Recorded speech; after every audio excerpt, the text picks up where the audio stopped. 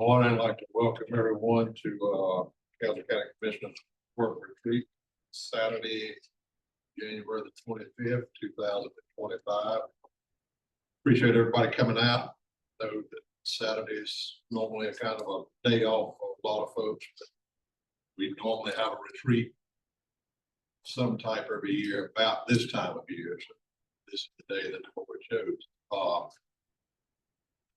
I want to have a free-flowing, open discussion on everything that's on the agenda for today. I know that we're all different. We all have different opinions, but I think I can safely say that we're all interested in seeing Castle County and the citizens of Castle County succeed. Whatever we can do to make that happen, I think it's a good idea. That being said, I will turn it over to whoever's going to take off with it today. I guess I'm going to start. So we are going to load you up today. There's going to be a lot of information. Some things we would like your action on, maybe not today, but at the next meeting. And some things are just food for thought for the future. There's a lot of expertise in the room. We have Jonna Sharp, who was the Wake County Deputy County Manager, Amy Cannon, who was County Manager in Cumberland County, and so-called expert me.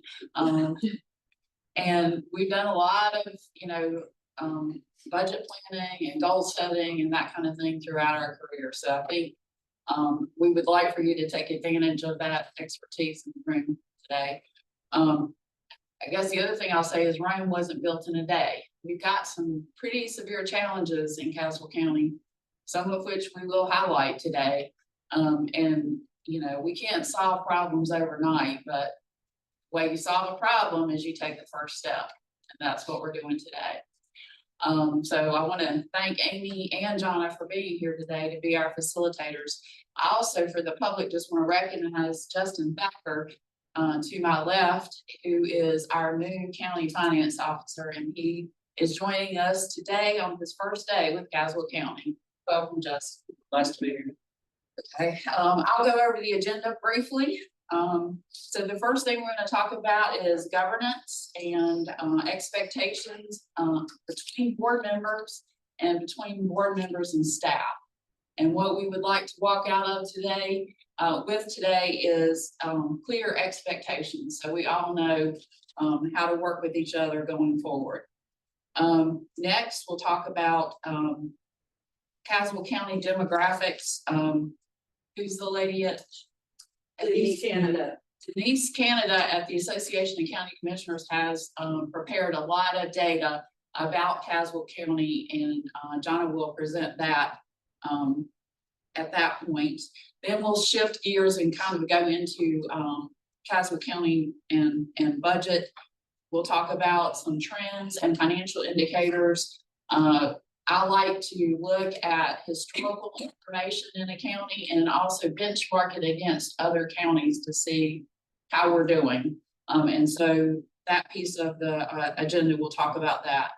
We'll talk about the 26 budget. We know some things right now about the 26 budget, and we're going to share with you what we know as well as what we don't know. And we'll have yet to materialize like some of our revenue projections.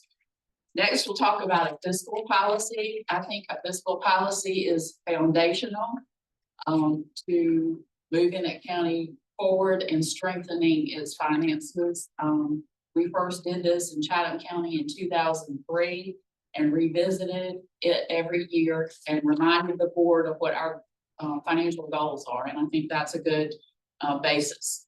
The next thing I'll talk about is capital replacements. I wish I had had time to do a CIP or capital improvements plan for Caswell County during my time here, but there's just not enough time to do everything. So this is a start to that, which is trying to set aside money in reserve to replace our critical capital assets. And then finally, we'll talk about some possible, or finally before lunch, we'll talk about some possible changes in fees that we're looking at for the upcoming year. After lunch is when the board will talk about their goals and priorities and set goals and priorities for the upcoming year. And that will help guide staff in our work and how we move forward with those priorities. And the last item on the agenda is talking about, we have 3 vacant positions, the manager, the clerk, and the economic development director, and some options for how we go about restructuring those roles.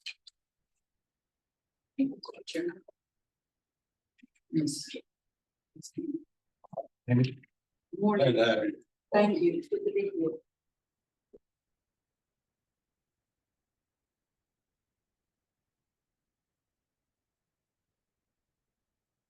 This morning, first of all, thank you for allowing John and I to be a part of this.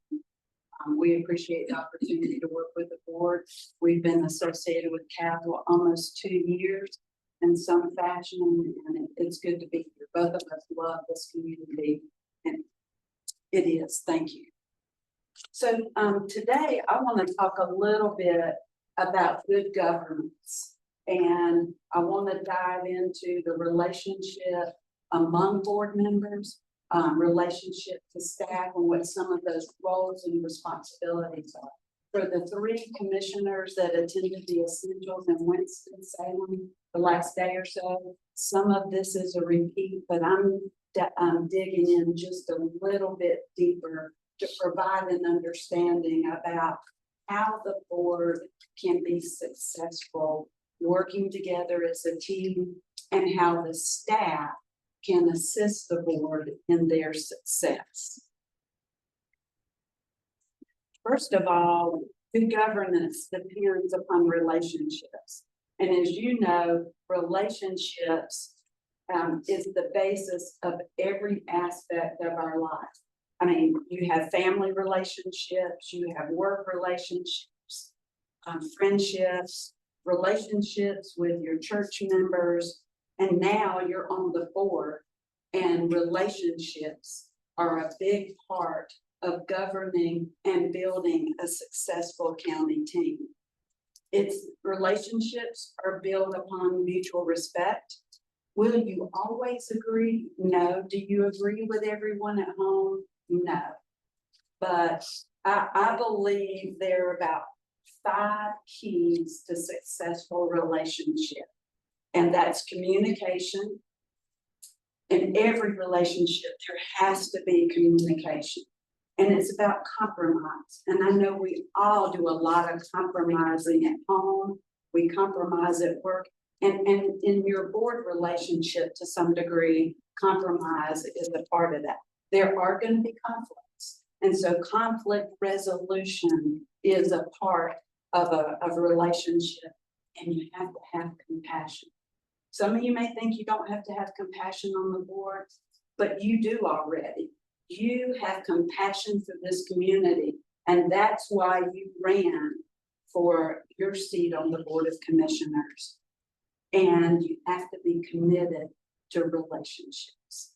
And so you're never going to agree, all board members, but never let any opposing views become personal.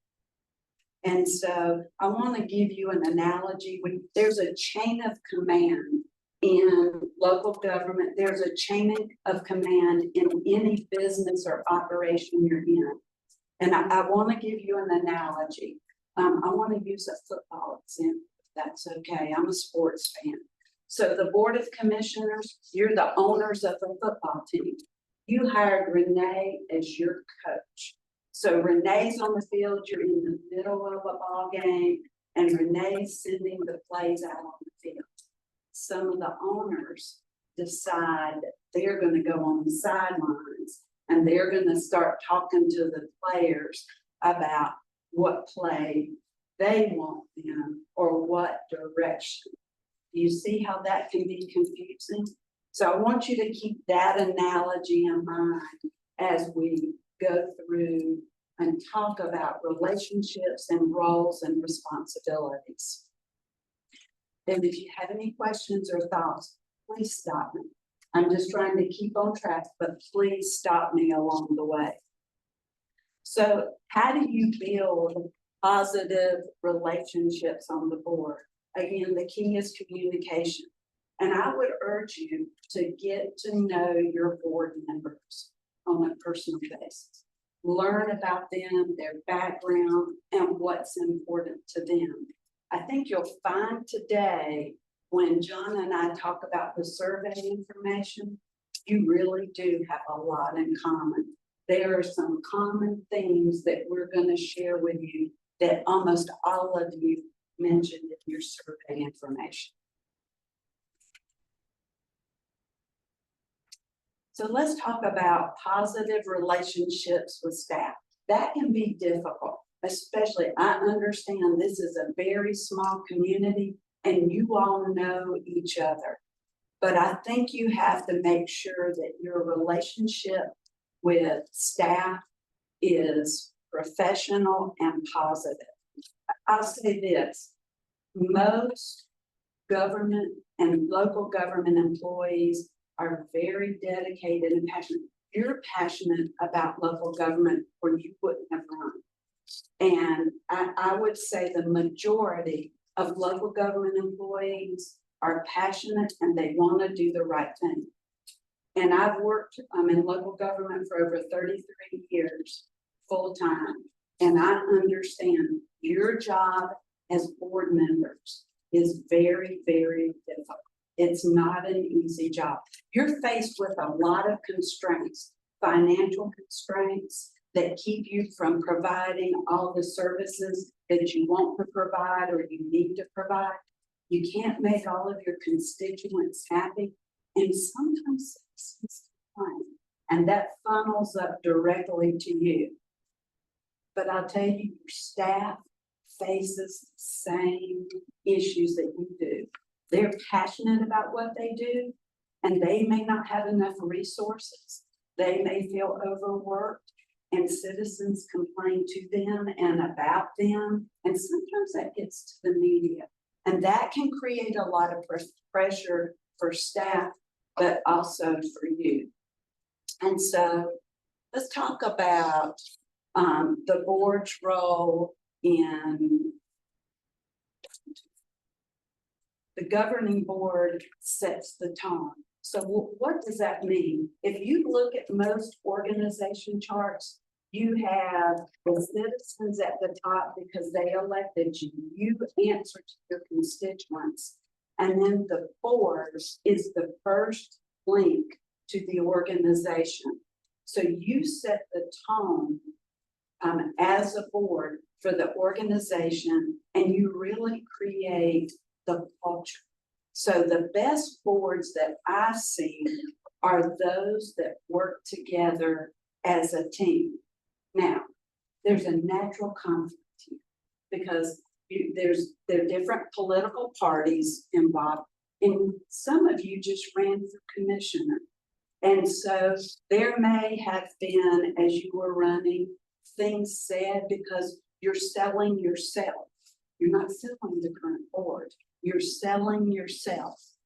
But now you're on this board. And I'll go back to my football analogy because football is a very physical and mental sport. You're on the field, you're on opposite teams, and you're going head to head, tackling each other.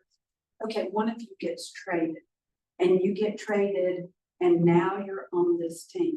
So one football player does not win the game, and one commissioner does not have authority to speak or lead the board.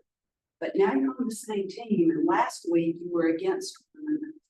So you have to come together as a team. You kind of have to forget the past and realize that it takes all of you moving in the same direction, or majority, I realize that, to help the county move forward and get that win. And then setting the culture, especially as most board meetings now are televised and citizens can watch. Citizens are watching the board for how you work together and how you work with staff. Staff are looking to you. Again, you set that tone. I'll also say it extends beyond that. Economic development recruiters, regional newspapers, they watch your meetings and they are not interested in working with a board that doesn't work together and doesn't work together professionally. So let's talk a little bit about policy development. You were elected by the citizens, and your citizens have a lot of different views, and that's okay. That's fine, as long as your debate is based on facts and not rumors, and as long as it doesn't become personal. After all, differing opinions are the foundation of democracy, and that's what this country was founded on, is democracy.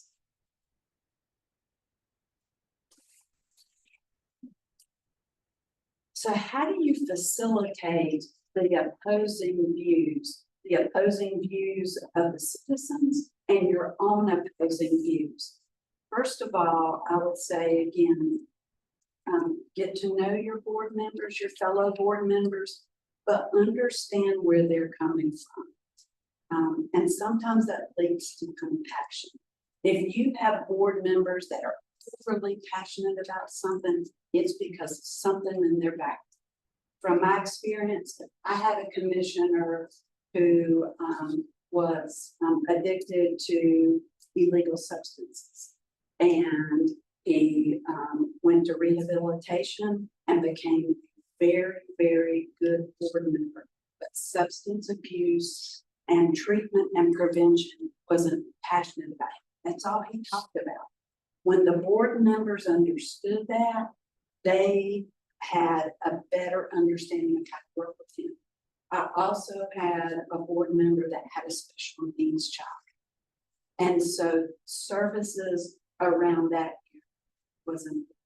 And so keep that in mind. That helps to understand where they're coming from.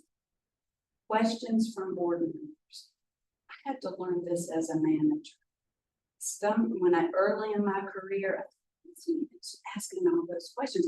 He's not in favor of this. It's not true. Sometimes board members are just trying to understand and get professional information from staff. And also with meetings being televised, questions from board members are sometimes to create transparency in government so that the citizens understand the background and why they're voting with. So don't be offended by someone asking a lot of questions, but in that vein, be respectful and give all 7 members the opportunity to ask questions. Staff's role in policy development is to provide unbiased information, not bring in your personal views, but very unbiased information. As you work with your board members, also remember that a board member may oppose you today, but at the next meeting, they may be your ally on the next issue. Each issue stands alone. And again, don't take it personal. I had the experience of a board member in my prior experiences that if something didn't go their way for the rest of the agenda, they voted in the negative against the board. That's not productive. It doesn't set that good tone for the community or staff as well. So let's talk about policy implementation. And again, I want to remind you of roles. The board, you set the policy. And once you make a decision, It's staff's role to implement your policy, regardless of what their personal feelings are. As a manager, our job is to implement. The roles are different and you have to be respectful of those roles. Again, a little bit, you as the football owners, you hired the coach, let the coach coach, and you kind of provide direction to the manager.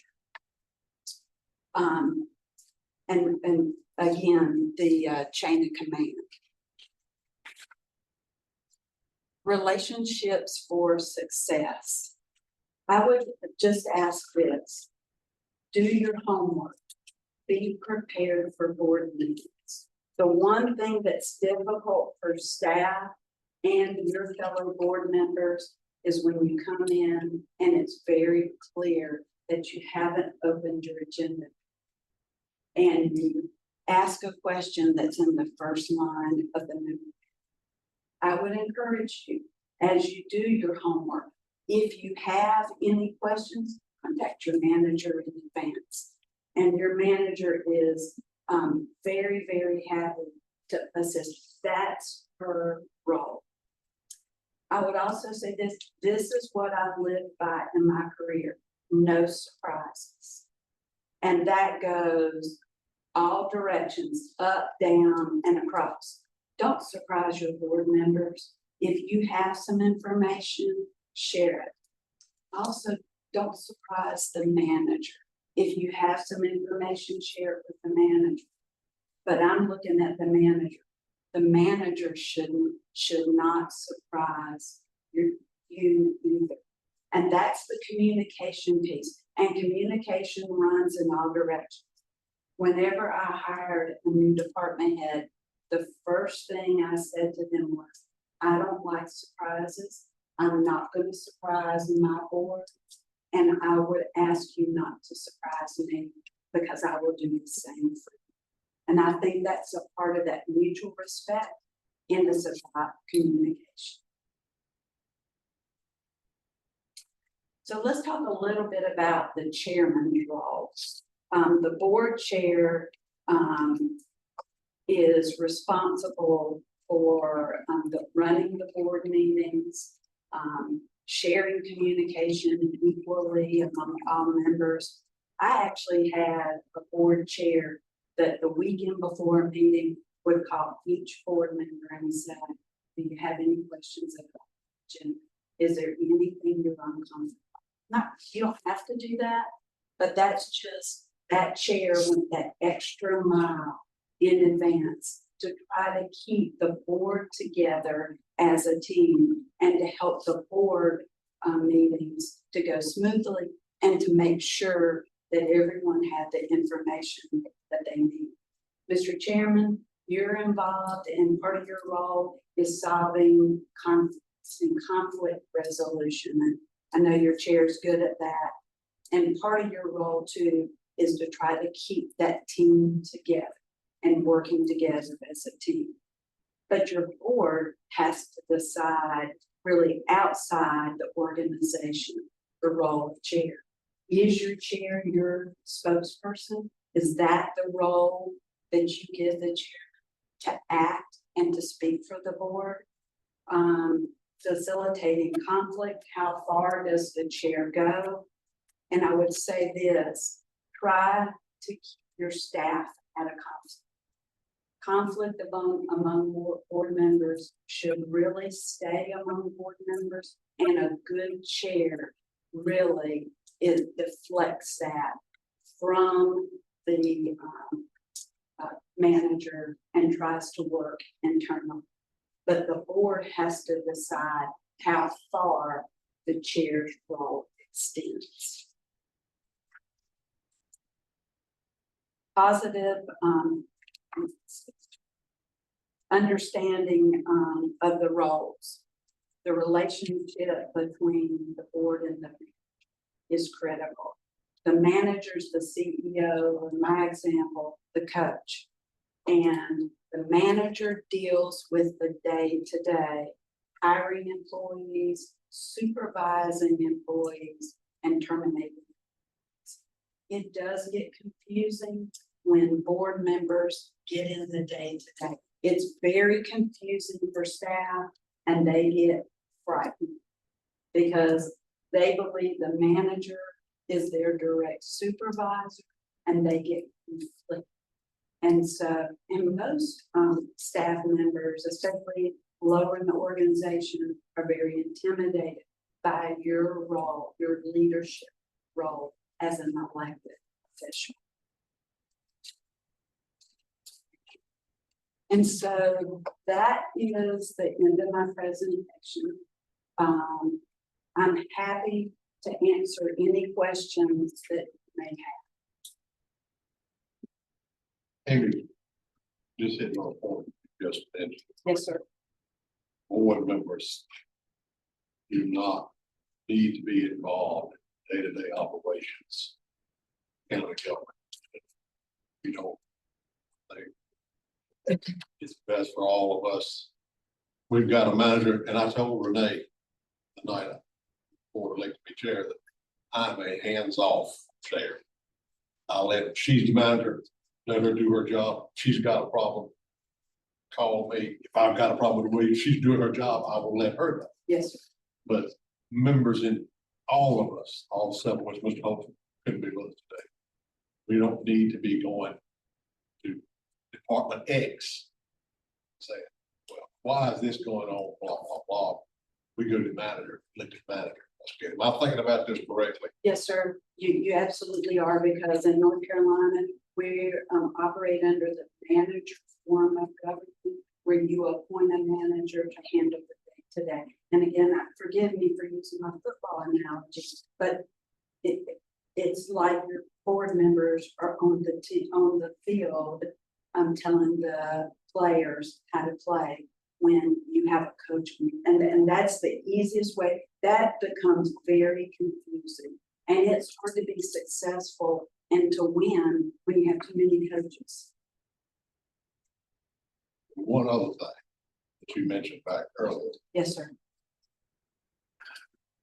and I'm not talking about Renee. Renee, I don't want you to take it wrong. I'm just talking about a county manager in general. Yes, sir. Let's just say, for instance, and I hate what if question, but that's what I'm gonna throw at you. That's all right. This board has given our county manager instructions to proceed a certain way on a certain topic. Everything that we instructed the manager to do perfectly legal. But the manager doesn't follow through because they don't like the board's decision. I know we can always fire them. Yes, sir. What is the best way to approach that type of situation? First of all, handle it in private and not in public. Okay. And that most staff Now, members. wait, let me stop just a minute. You said handle it in private. Would it be better if we handled it closed session? If the full board wanted to be a part of the discussion, absolutely. Things handled in open session that's not productive. Right. But my recommendation is the chair could have a discussion with the manager, or you could go into closed session and do an evaluation of the manager and discuss that type of issue. And so when, as managers, successful long-term managers prepare information for the board in an unbiased manner, okay? And you prepare options. I prepared options in my career, and the board didn't always take my recommendation. But at the end of the day, it's my job to forget that. And once the board says and votes as a majority, this is the direction we want to go in, it's a manager's responsibility to handle it in the way that the board prescribed in your vote. And yes, the board should do an evaluation, and there are ways to handle that progressively, but that would be a part of the evaluation process. Well, and just maybe to piggyback on that, one thing is also, you know, when a board member shouldn't be directing the manager to do something that isn't consistent with the board's direction as well. And in that case, the manager has a responsibility to come back to the board and make sure the full board is dealing. Because it's where you all have taken formal action, absolutely, it is the manager's job to carry that. You've got one board member who's trying to drive the train with the manager. That's not the manager's. Yes, ma'am. So it is absolutely true, the manager carries out what the board votes on. And some things that are not illegal are unethical. And I will not carry out an unethical action. And I shared with y'all the ICMA code of ethics in my contract, and I am bound by that code of ethics, and I will follow that code of ethics. So that's the only caveat that I have to that. Any other questions? Comment? Yes, sir. We're a new board. Let me tell you, I think we're aware. Start. I would like to know how you like your topics, discussions, and problems that we individually as commissioners have be presented to you, so opposed to the You can either contact me directly, email, phone call, text, however. If you can't get it with me, we put it like this: if you're not satisfied with my response to your concerns, contact the manager. Or whoever the manager is, sees fit, it'll be discussed during the prior meeting, the agenda meeting. Yes, sir. Correct me if I'm wrong. You know, the chairman says it can set the agenda, but any of us can ask for something. Yeah, we're one of seven. All of us are equal, except the chairman has a few more responsibilities, like running the meeting. Yes, sir. So we can get anything, get someone to do. And, you know, that's not a problem. No, sir, that's not a problem at all. I mean, I'm sure that I'm sure that your manager, Ms. Pascal, has put a process in place for commissioners and putting something on the agenda. And if you don't have something like that, I would encourage the board to let the manager come up with it. I think meeting right. So my question is, meeting prior to that, would you discuss it? So, Yeah, it would, as soon as there is something that you want or to discuss, let me know. Or let the manager. But try to. We meet at 4 o'clock on Monday prior to the board meeting following. Try to let us know before 3 o'clock Monday. A few days notice. Okay, one question I did have, and I'm gonna propose this and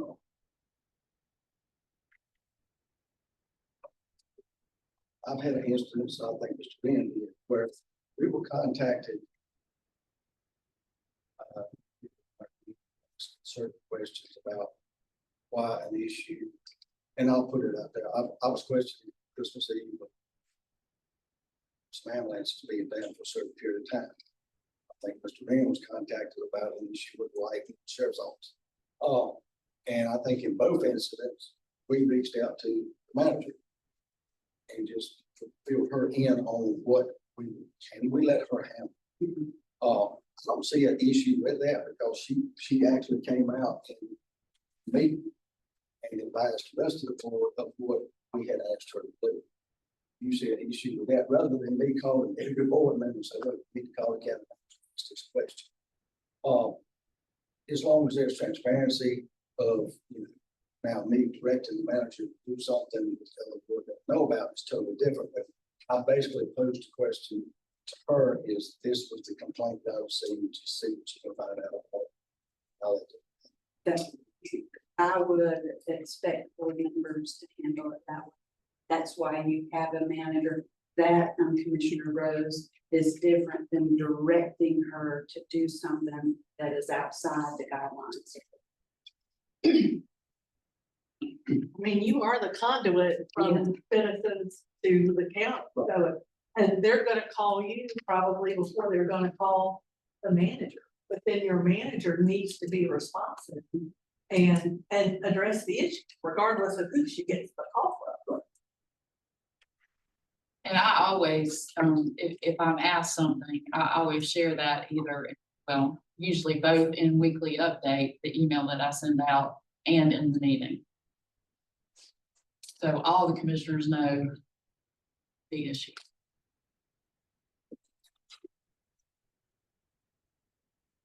All right, we will move on to the demographics, I think. Don't you go handle that? For presentation. Keep doing it.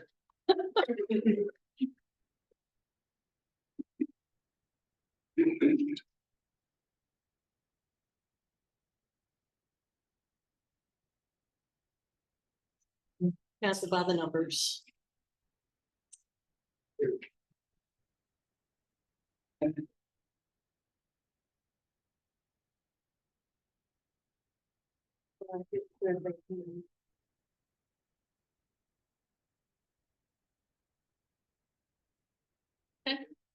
All right. Well, I get to spend some time kind of maybe telling you things you already know about Castle. But I was, as I was kind of preparing for last night, I kept going, I was reading this and, thinking, you're not reading this about Castle, so he's now learned a lot about Castle too, while he was trying to read his book last night. All right, you say errors. What I'm trying.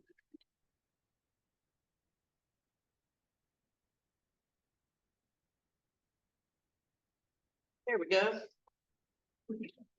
So I've organized Castle by the numbers into 5 buckets. Really looking at demographics, which is a lot of your population information, economics and the workforce, property taxes, some education statistics, and also some things around your vulnerable population. Just to start out with your total population. This chart shows Castle's population from 1970 to 2023, 50 years.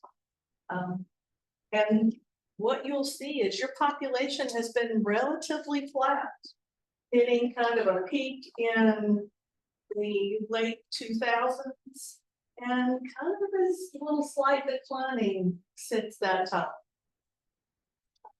And then how that's made up of is you have an extremely large unincorporated area, which this is somewhat uncommon. It's unique. It is unique that you've got 2 small municipalities and the rest of the county really falls within your responsibility. And that's going to be, you know, your planning, you're going to be ultimately involved with all of that. And so it's interesting that 7 to 10% of your population is what is in Yanceyville and Milton.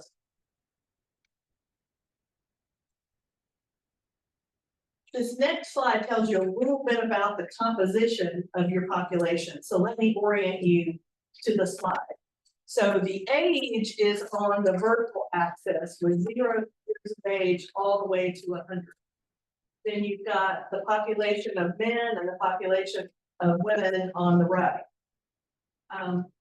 One thing that you'll notice is your population is very narrow down at the bottom.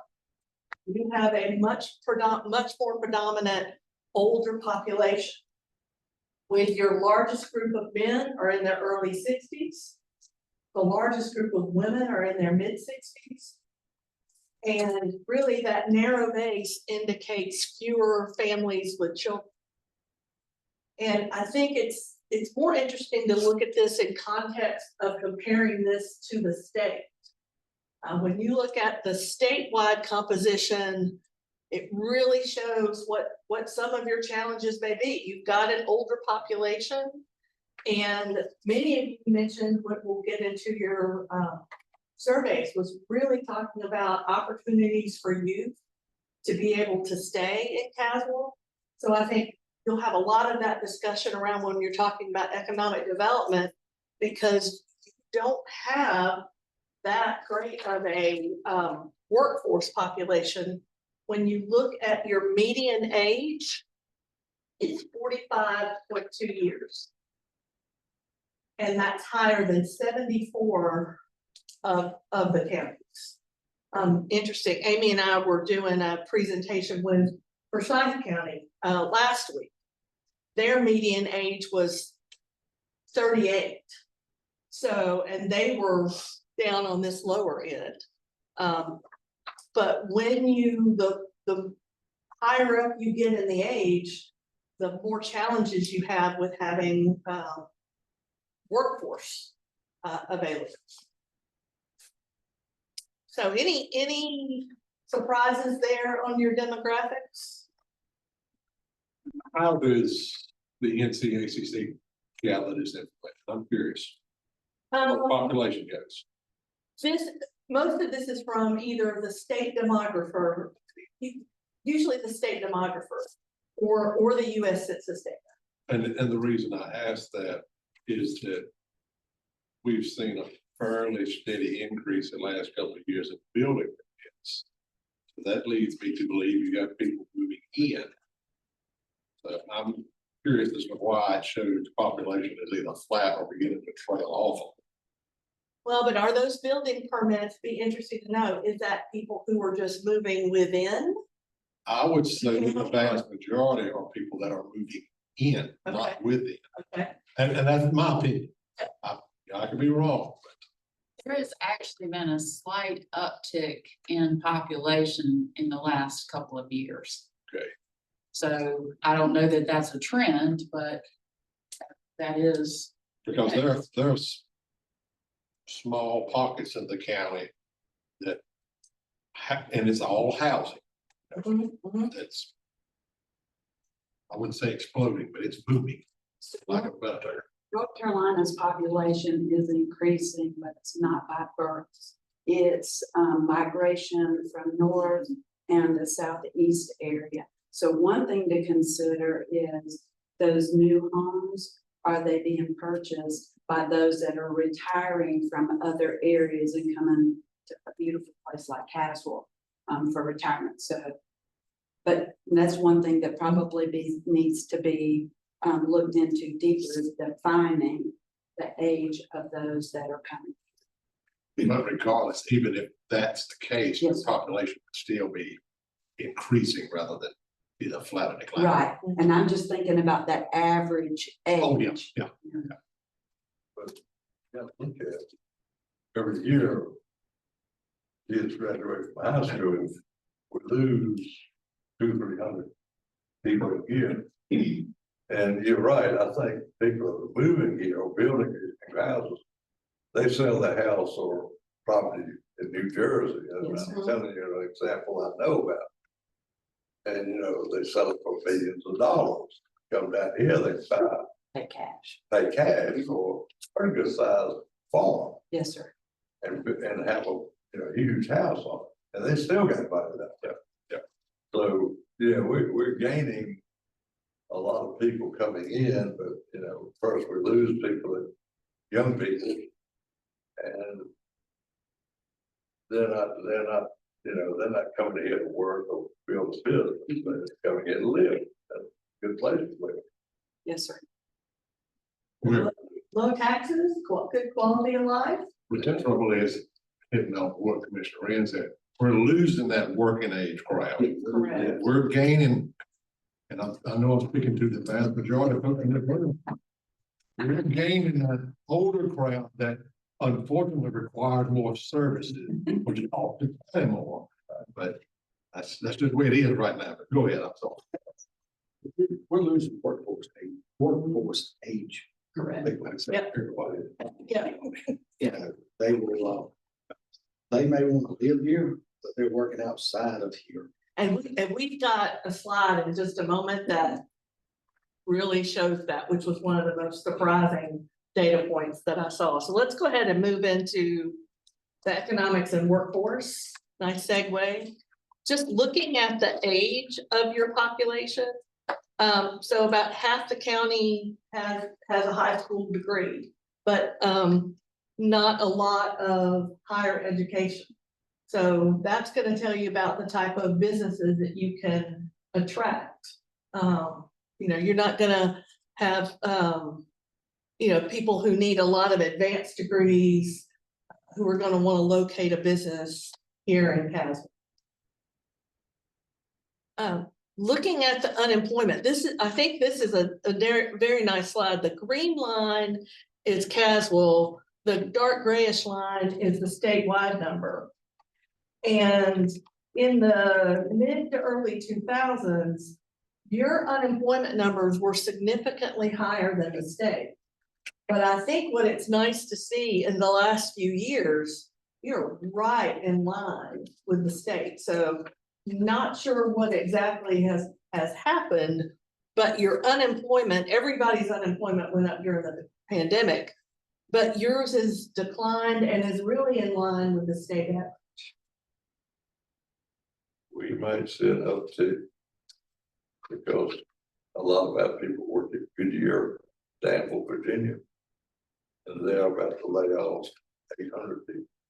Wow. Six or 800 people. And that's a lot of people. My area, work at Goodyear. Because that's this next slide, which I thought was so interesting. This slide shows you where your residents work. Only 10% of your residents work in the county. The largest portion of Caswell residents are going to bordering North Carolina counties, and probably not, we don't have that data, but a lot into Virginia because you are so close to Virginia.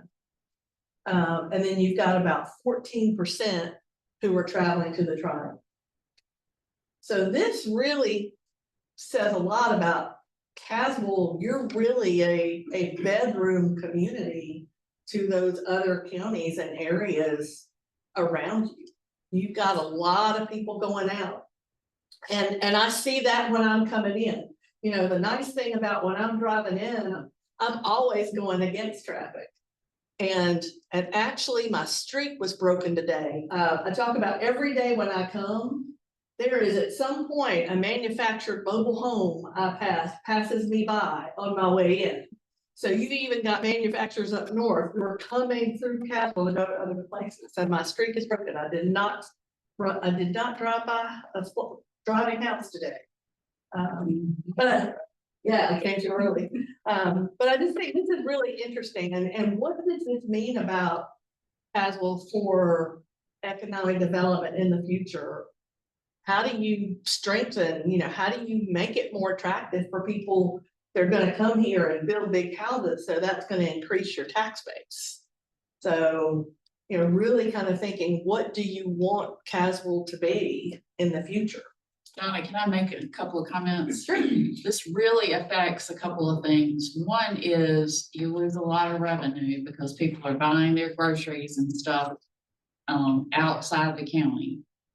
The second thing is you lose that social infrastructure. People are spending all their time on the road.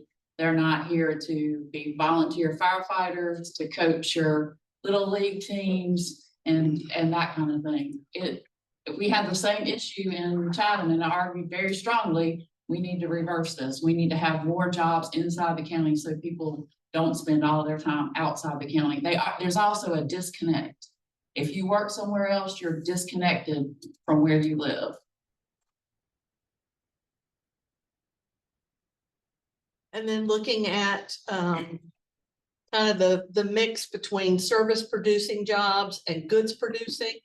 I mean, I think probably nationwide service producing has been taking a larger portion, but maybe at some point manufacturing will start coming back. And how do you've got a lot of land in Castle. So how do you maximize on what the best, job sectors should be to kind of fuel that economic development? And economic development was an issue raised by every single one of you in the surveys that we talked to.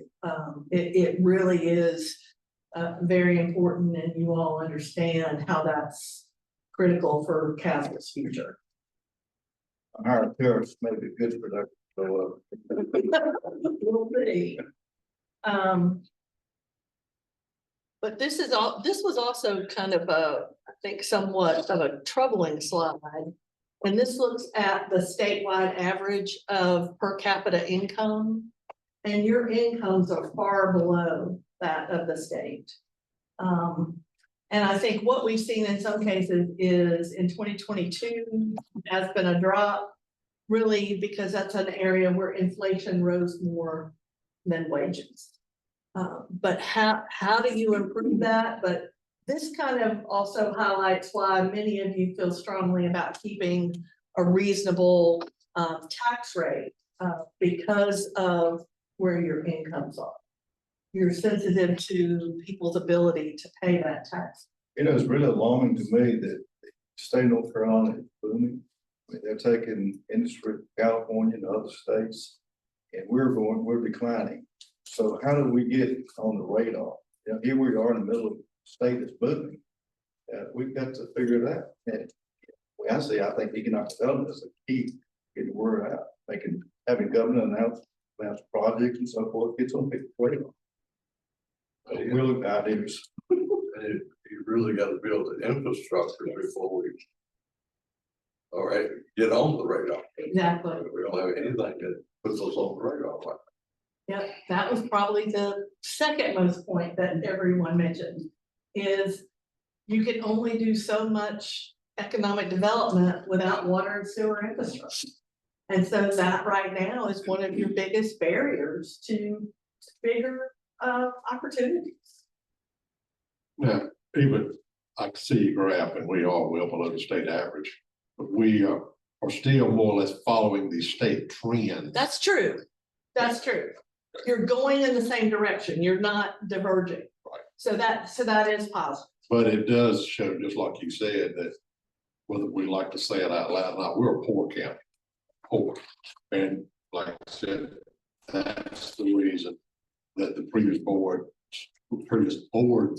plural, work to hold the tax rate as low as possible, because citizens only have so much disposable income. And that's not really disposable income. Right. That's something that has to be paid. You don't have a choice in that. And then this just shows where the county's gross domestic product is, and that's really looking at the cost of a basket of goods. And yours has decreased, which in some cases that means it's less expensive to live here than other places, which might be why some of those people are moving into here, because, you know, costs less to buy something here than it does in Raleigh. Well, it costs less to buy less anywhere other than Raleigh. But you know, so you're down, you've decreased a little bit, but that means you have a lower cost of living. And John, each bar represents the 100 counties, so you would find Mecklenburg and Wake County on that right side. What is that county on the first? That's might be the place to go. Figure out who that is. I'll bring up, I've got the data point, and I'll bring up my slide here, and we'll figure out who's on the far left. And then I think this is a good slide too, is really looking at what is the makeup of your gross domestic product. And honestly, I thought agriculture would be larger. That surprised me a little bit. Also, I was thinking the education, healthcare, arts, hospitality, and leisure, that's a little bit larger than I would have thought. But it's interesting when you look at government, so that would be county, state, your school system, I mean. A lot of your people are doing the work that the citizens expect by providing local government services. And there is a prison here. Yeah, Mhm. so that would be the state, that would be the big number. Two. John, on the previous slide, that was Tyrell County. Let it go. And John, is this the? I know it says Kansas County GDP by sector, but is this kind of a breakdown of where people actually work? Yeah, these are the types of jobs that you all have in the county. But it's not showing the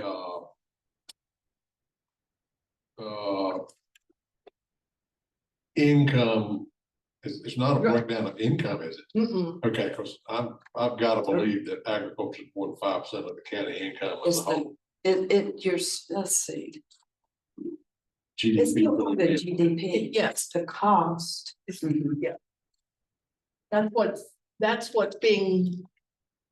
Those are the industries that are producing your goods and services that were back in, The previous slide. in that slide. Okay, Yes. Yeah. So that's where the service producing and goods producing companies are. So of the jobs that you have here, because the other thing is we don't show maybe who's coming into Casville to work. Because if you've only got 10% working here, you know, do you have people coming in from other counties, for example, to work at the prison? So you may have other people coming in. 35 or 40 years ago, that agriculture was about 50%, would you say, Tim? at least, Yeah. at least. Yeah, and I typically think of y'all as more agricultural, and so I was just surprised that that was that small. So then let's just look at, these are slides that I've actually started doing for the counties I work with, just to kind of give you an idea of where you are relative to property taxes. And we looked at benchmarking your neighbors in Alamance, Person, and Rockingham. And then we've also picked a couple of counties that are more your population size and make up with Bladen and Greene. So from a property tax standpoint, you guys are, you know, lower than most of your neighbors. And you know, you'll see where you see those big drops in property tax, those would have been their years of reappraisal. So you took a nice drop with your reappraisal this year. But so if somebody's looking for a place to live and they want to pay less taxes, they're probably going to choose Caswell if that's their the thing that they're looking at, because your rate's better than your neighbors. But what you got to look at is our neighbors, which is Matt, Person, Rockingham, for a much larger tax base. That's what dictates your tax rate. Right. And so that's a good segue to the next slide, because these two things let's look at your property tax valuation per capita. And that's the point you made exactly, Commissioner Wren. You can look at those counties, and Alamance must have done a revaluation in that year on the values in those other counties is so much more. So on your lower tax rate, you're producing less dollars than those other counties are. But that's that exact point, is if you look at the tax levy per capita, you all are well below your neighbors. So you've been focusing on keeping a manageable tax rate, and that really is depicted there. So that's what you're levying per property.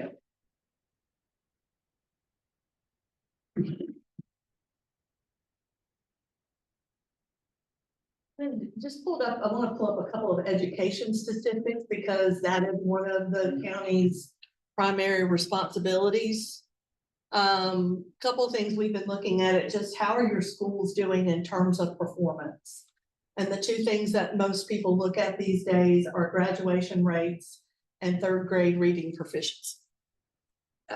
So third grade reading proficiency, not sure what happened in 23, took a little bit of a drop, but for the most part, you're staying right at that 35%.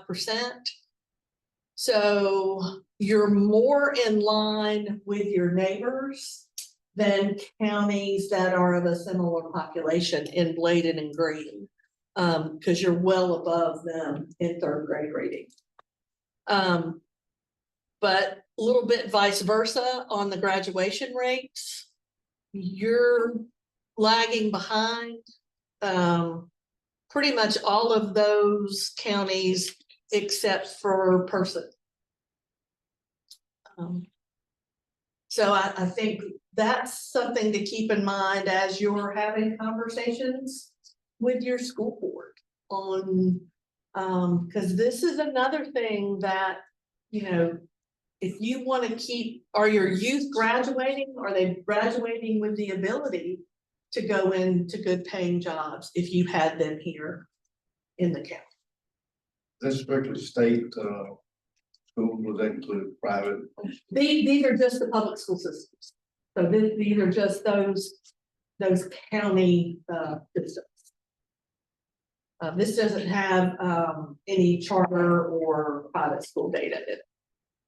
There's no way to get those numbers. Is there a way to get those numbers? Yeah, the state does have some of the private and charter school data. Because I know I don't know if the last time we maybe discussed, they gave us a presentation about how many students were in charter schools. They didn't have a number, said they had no way of knowing how many students were maybe in religious or private schools. So I'm just curious if you combined all of those numbers, where we would sit. I can do a little digging and look more at that. That would give you a truer, because small school age population, when 10 or 20 or 30 go to a charter or private school or whatever, that can really skew your numbers. Yeah. Because and normally they're the brighter, you know, who education is afforded to them.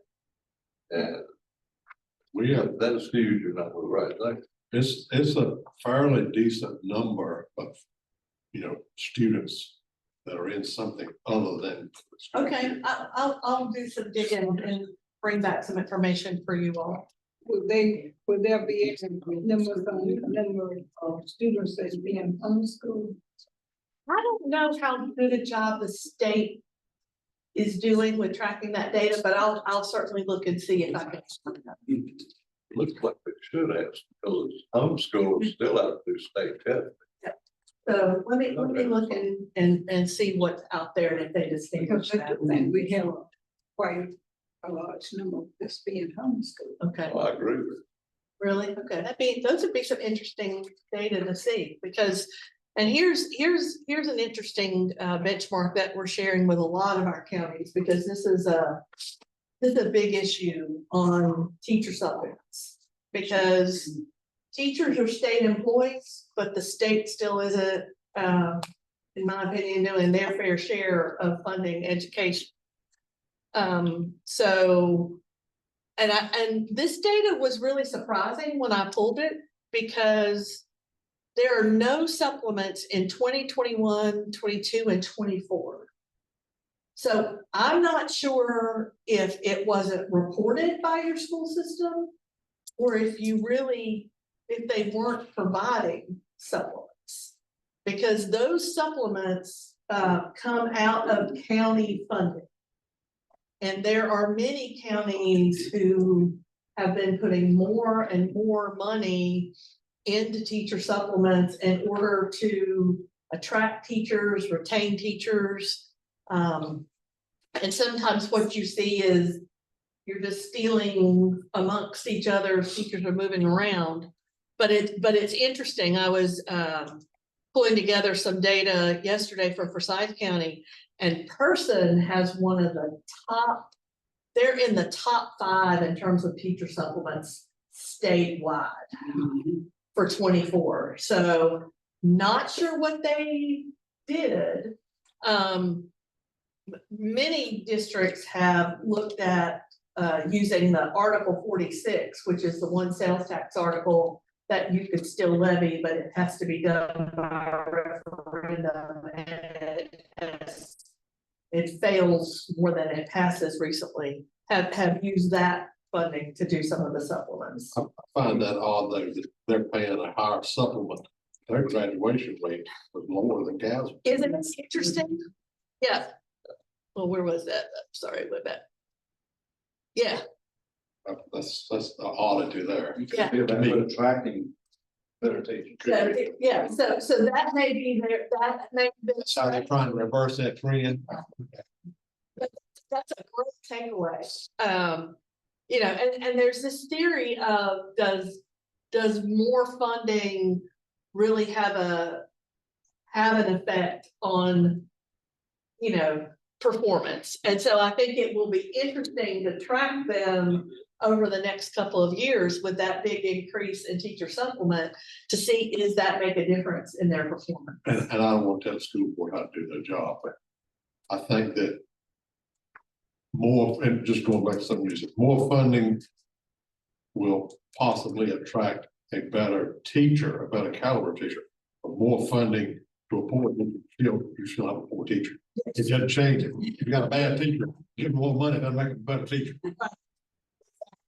And what you have to deal with, see, when I was on board in the night, not 18. But first 2 years I was on the board, you know, the school board, we need a supplement, we gave them a supplement. And that's as far as it went. They took the money and used it for other purposes. And finally, I got them to earmark the money. Well, we paid the supplement. And I understand that's probably not legal, but No, state statute doesn't really allow that. but we did it for a few Yeah, but years. you can certainly say that's your intent. Yeah, well, we did it for a few years. They got the supplement. And then I went off the board. They've had supplements at all since then. Well, But and you said it exactly right. You know, once you all provide the school system the money, they can do whatever they want to with it.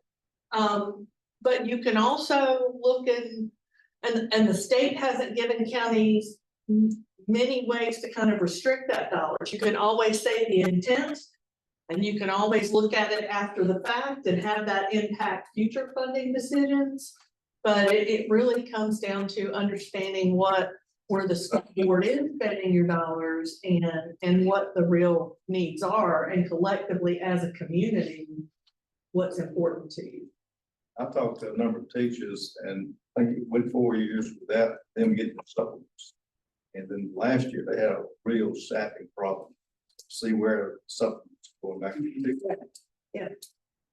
So I think that's an interesting point to look at kind of with every county these days. Those years when CAS will be missed because of the COVID years where the COVID money was actually given for the purpose of some of the school systems being able to use that as a supplement.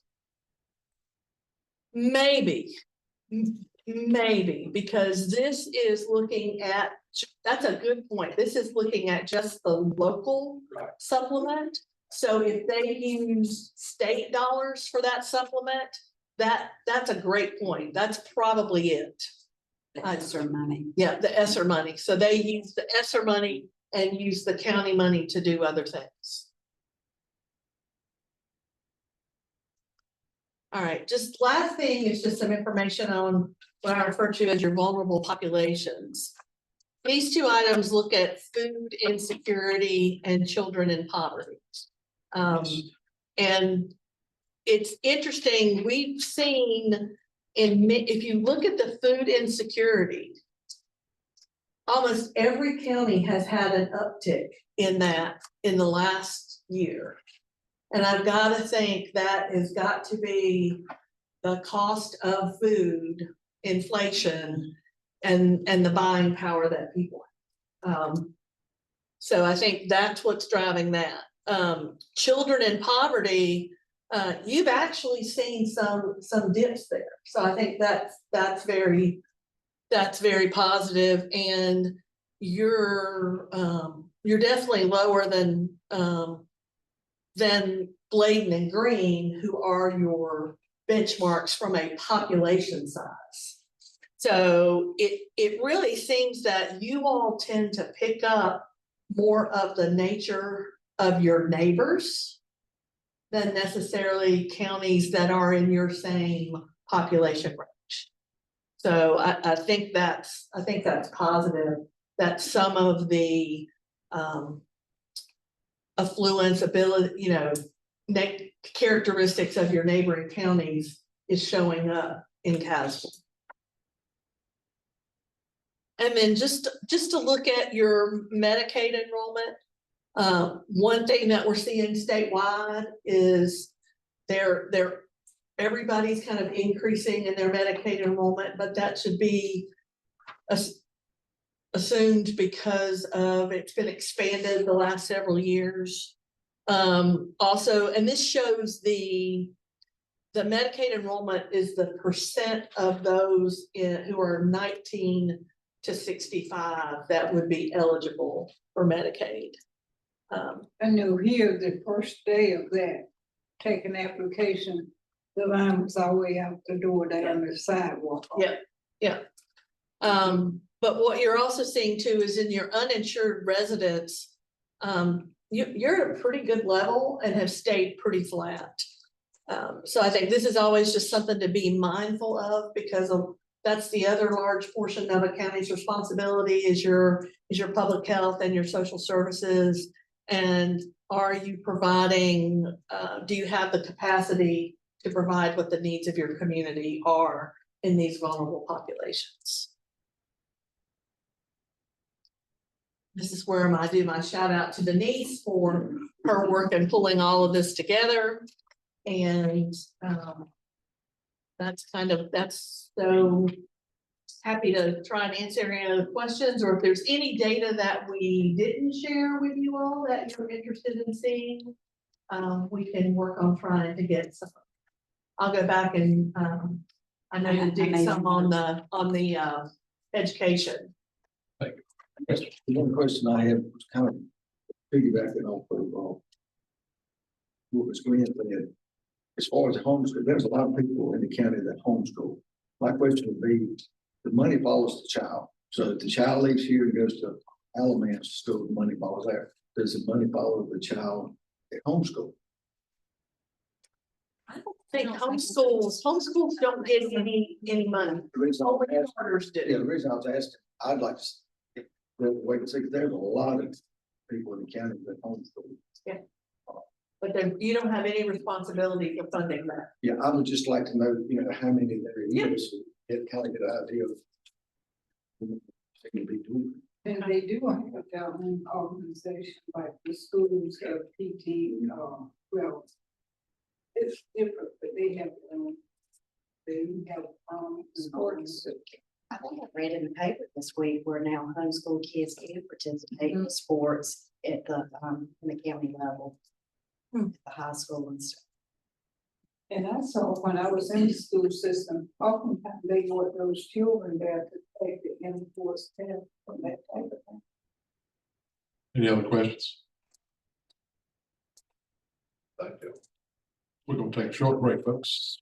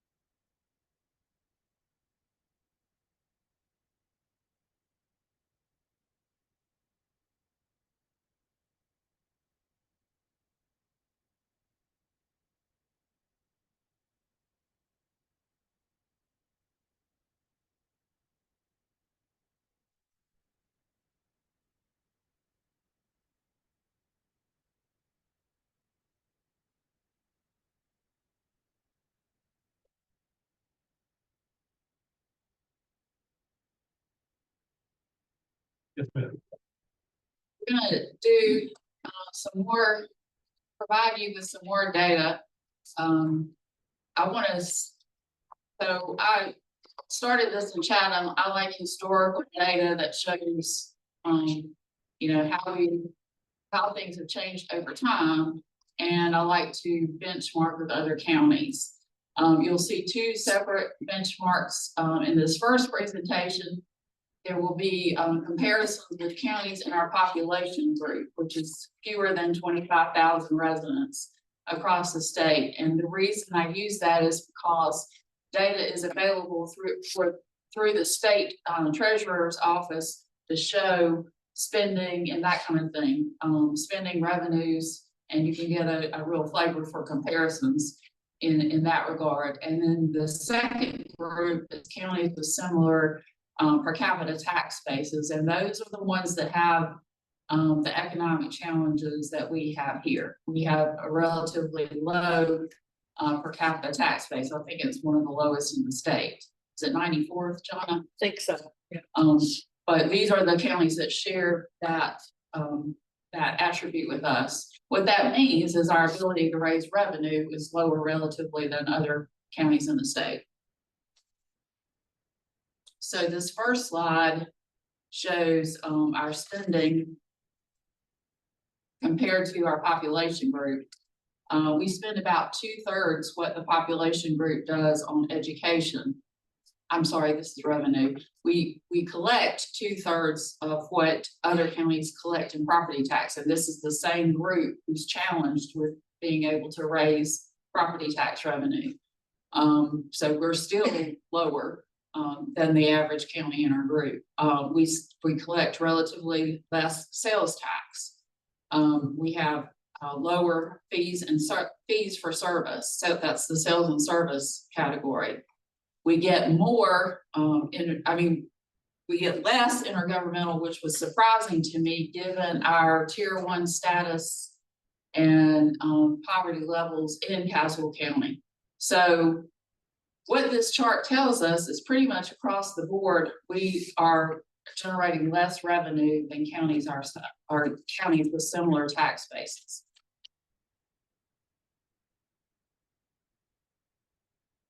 The next slide compares our spending, and these numbers are for 2021, which is the last year that I had data for Caswell County to compare with.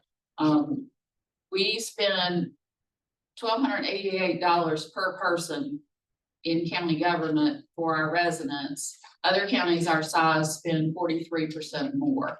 And you can see the big areas where we are spending less. We were probably less than half in education. We have less debt, which is a good thing. We spend more in human services, which is not surprising because of our demographics, poverty level, and that kind of thing. We spend less in general government, quite a bit less in public safety, and a whole lot less in other. And other is kind of a catch-all. It includes fire service, it includes utilities, it includes transportation and that kind of.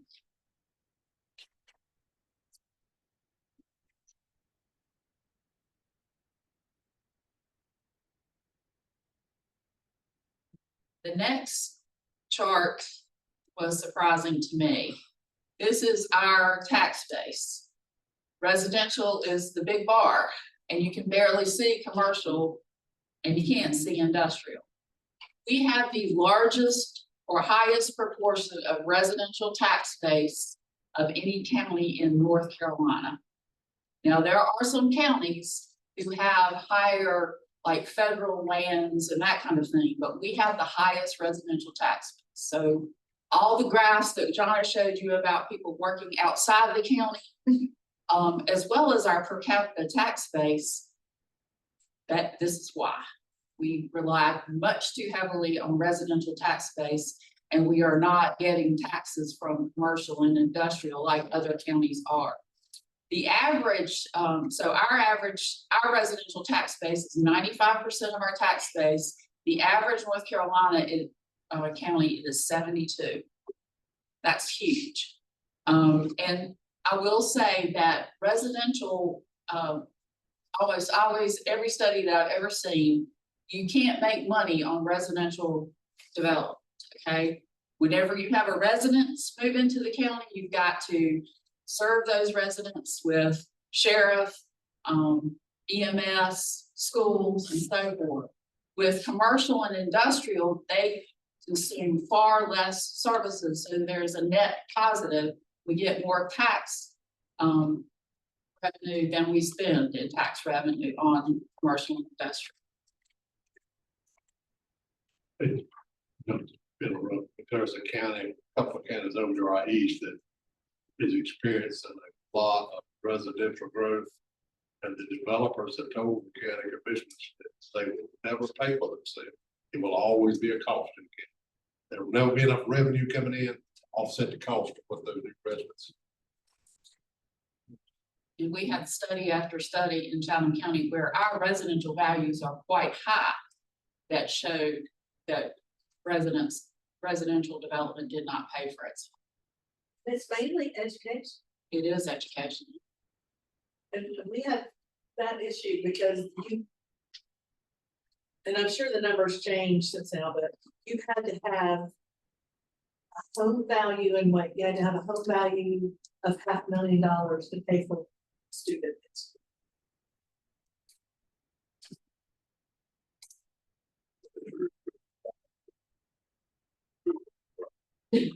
Yeah, And then you got, They're the only ones.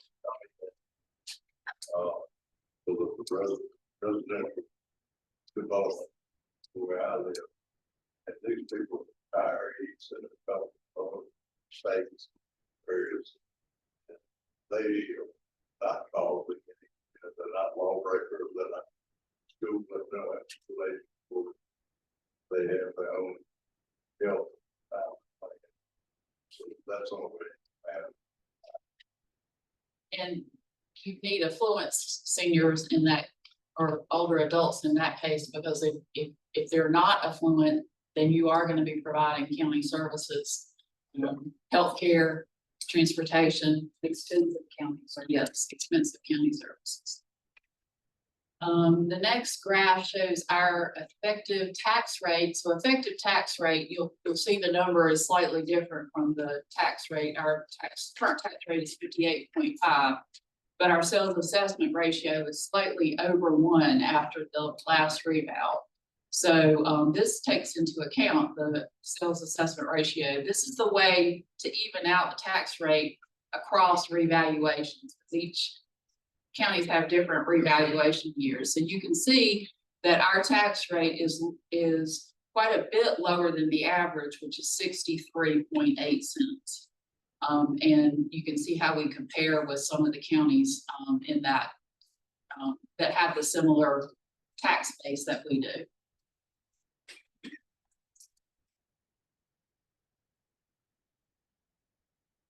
So Jonna has oh no, this is not, it's not per capita. This is fund balance. So this is our fund balance compared with our population group, and we are more than 10% below the average county our size. As counties grow in size, they can keep less fund balance because they have generally more revenue to deal with situations.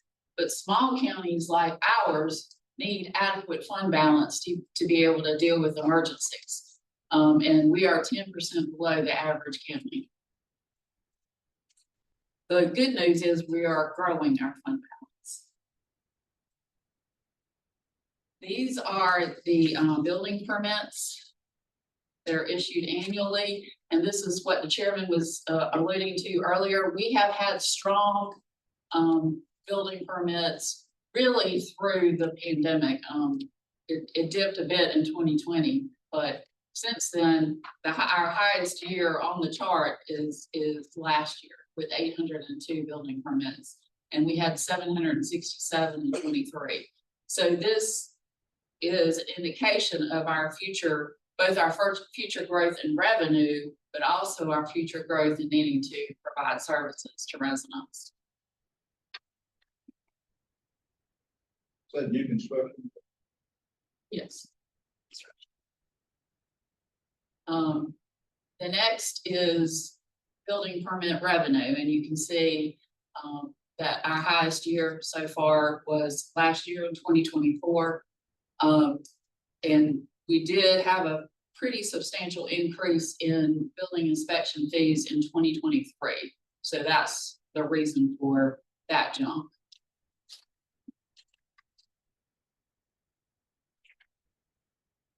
I started monitoring foreclosures in Chatham when the Great Recession hit. And you can see that in Caswell, the number of foreclosures has dropped considerably. That's really good news. It means people are able to stay in their homes.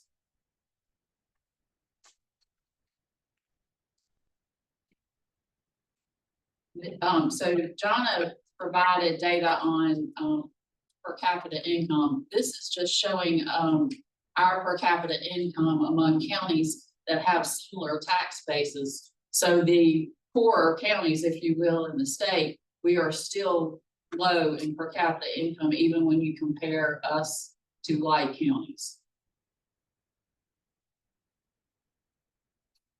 We rank 96, we rank 96 in the state in per capita income out of 100 counties.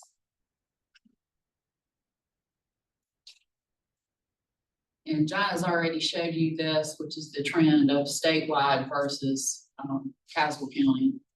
Our income, per capita income is growing, but we're still trailing the state. And it looks to me like we're getting farther and farther behind the state.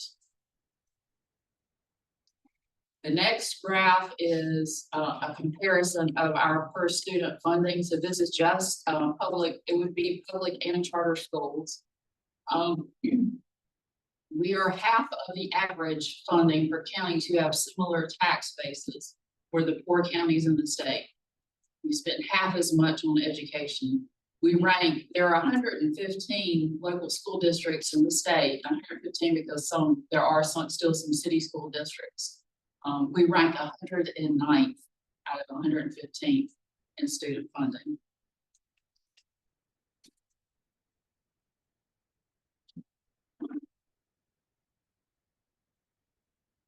And that's where you would have to have, this is where we're talking about, if you're having growth that's bringing children, you'd have to generate 1456 in taxes. Your home value in Gaza would have to be 247,000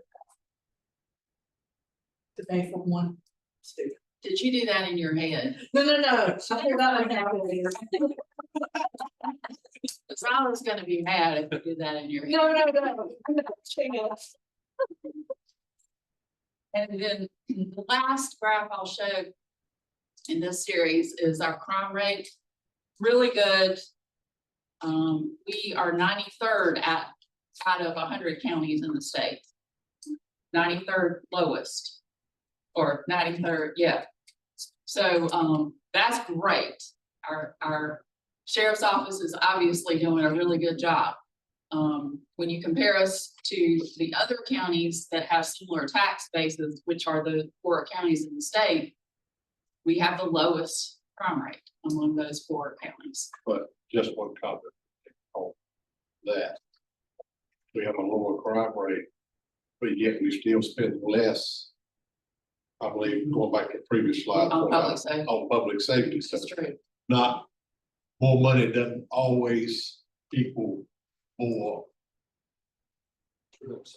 Better search, yeah. Yeah, and the counties that have a higher crime rate, so there's a great correlation between density and crime. So the more dense the community is, the more crime you have. We're a very low density county. So that helps probably too. We're two times. All right, so that's it for this group. Jason, can you cue me up for the next? Any questions or comments?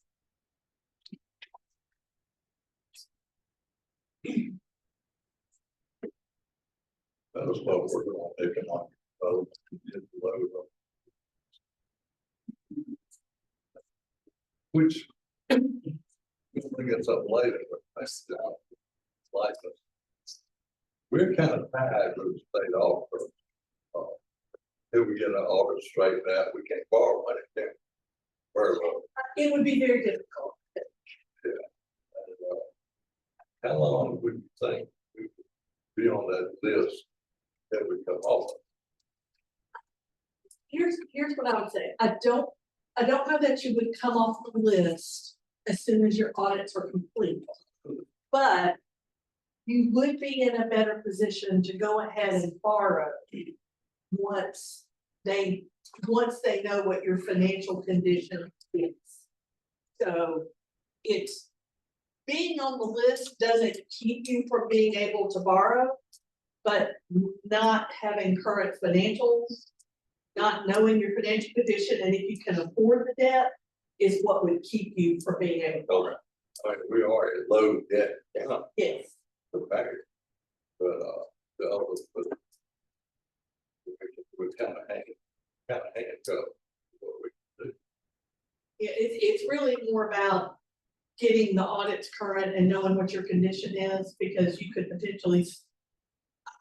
I've heard from various people at the state that you're gonna have to show that once your audits are current, that you can keep them current before they're gonna take you off the list. But you could go ahead and borrow as soon as you can show that you can afford to pay for the debt. Yes, absolutely. So we're on 23 now. We're working on 23. And then hopefully, we're not gonna meet January 31st, Commissioner Alro. Renee's okay if I just give that update now while we're talking about the audit? The auditors have not been able to get back on site. They are trying to finish up their clients. The auditor who has our account has been trying to finish up her other audits so she can turn her attention back to us. I spoke with Alan Thompson on Thursday, who's the gentleman who's come and present your audits. And he's assured me that our audit person is going to remobilize this week. So they've got a lot of stuff to get through that we gave them before they had to go and move on to the other audits last year. We still have a few things that we got to finish up to give them. And I don't want to give you another date. So I think, you know, what Renee and I talked about is just at each board meeting, letting you know where things stand. But I would really hope that over the next month, they can really finish all their audit work. We can finalize the numbers, and then it's a matter of getting the financial statements issued. And as soon as we have that audit done, they are committed to turn right around and start working on the 24 audit.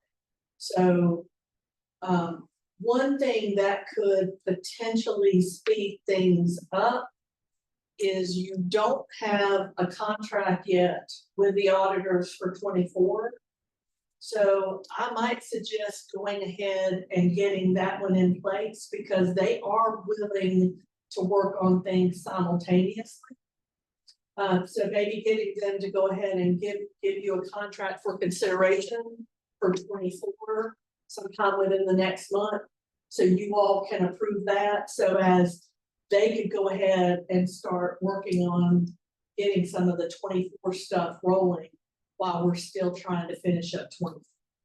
Since you've been on site 2 years now, you feel like 24 later than previous years. I do, and I think the first half of 24, June through December, I think is gonna be kind of the greater challenge, but we really put so many things in place in that December, January timeframe, so that things are running more smoothly. Like, for example, we had property taxes that wasn't being posted correctly. Melissa is now doing that every month, reconciling with the tax department, those things are current. And I've mentioned this to y'all before, and I know everybody wants the audits done, but there has really been a lot that we've had to research and fix.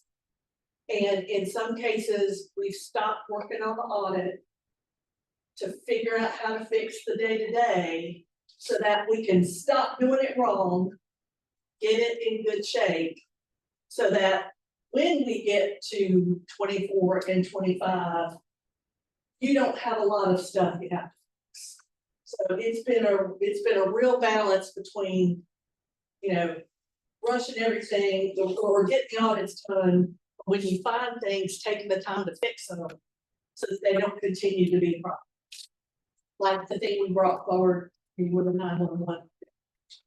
That was a huge problem, was gonna impact you going forward, getting 911 money. And it took a long time to get it straight.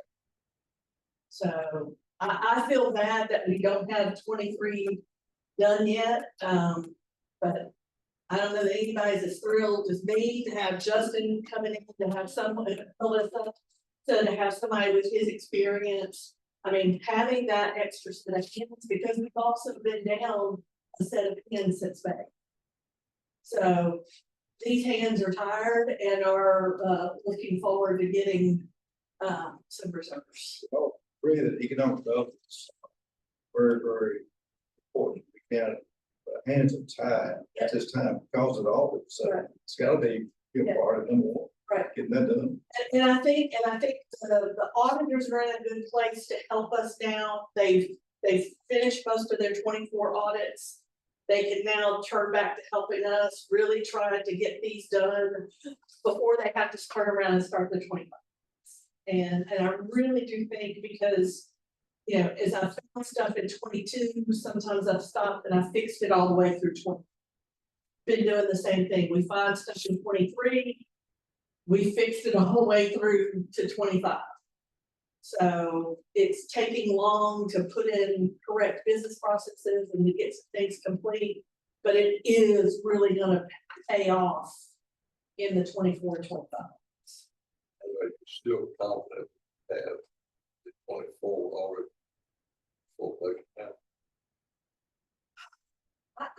The 24 audit, I don't think you'll have the 24 audit before budget time, but we'll have better numbers because the books are in good shape.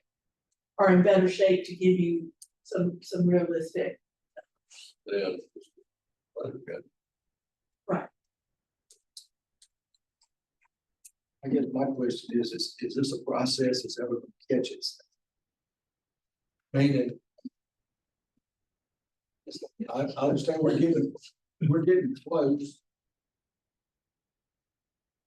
But are we ever gonna catch it? Yes, I feel confident. I really do with Justin and his background and experience. I mean, you all have hired a very capable finance officer. When I was speaking with the auditor this week, they also do Rockingham County. They spoke very highly of Justin. So I think continuing to really work together and having someone with his background, I absolutely think you. And like Mr. Smith said, there's a lot that this board wants to. Yeah. But our hands are tied to a certain degree, and I think a lot of those in the public do not understand it. Yeah. And it's not that we don't want this done. I want it done as quick as anybody on the board. I want it done right, but I want to get it finished so we can start. Yeah. Trying to move it. I think with Justin on board, we're really gonna pick up something. Are we still paying the Heisman Group? No, sir, They're done. they're done. Good. They're done. We have finished our work with them. And when you brought up the comment about contract with Thompson, is that kind of like if they know they've got a contract with us, they'll push it a little harder? Oh, yeah, It's kind of like not having a contract with us, it kind of wait and see what happens. cause it's like when, you know, they were doing 22 and 23 simultaneous. So that's why so much of 23 is done, because you had contracts for both of those. So that's where I would suggest going ahead and getting that 24 contract, because while we're still wrapping up 24, 23, they could go ahead and start doing some of the audit work for 24, which they have to do a tremendous amount of testing, pulling invoices, looking at all kinds of files.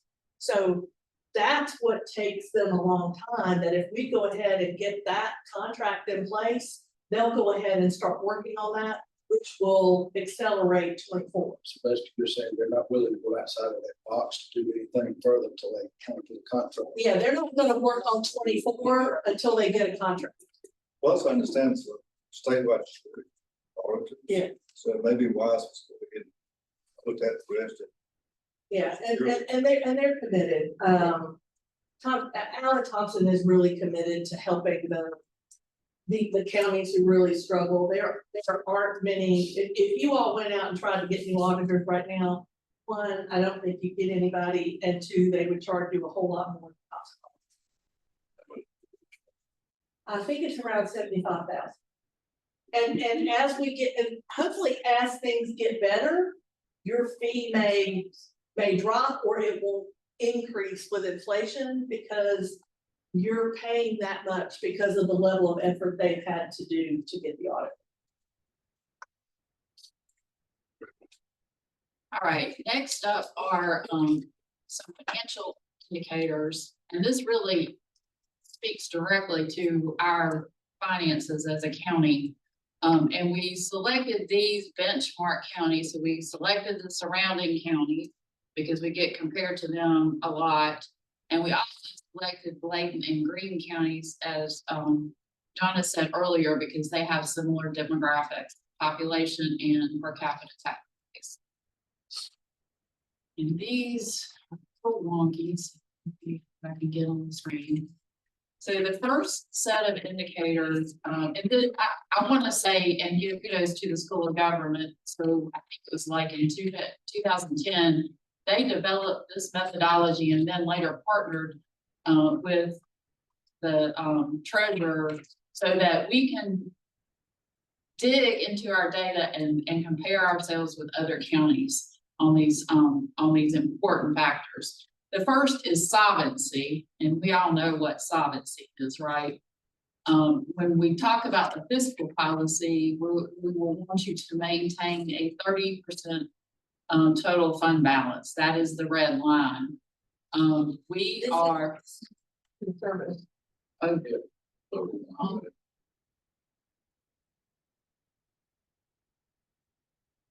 here's another presentation.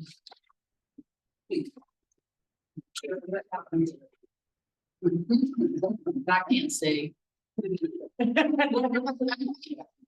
So I have to look at my notes in order to know what I'm supposed to be talking about. There we go. There we go. There's solvency.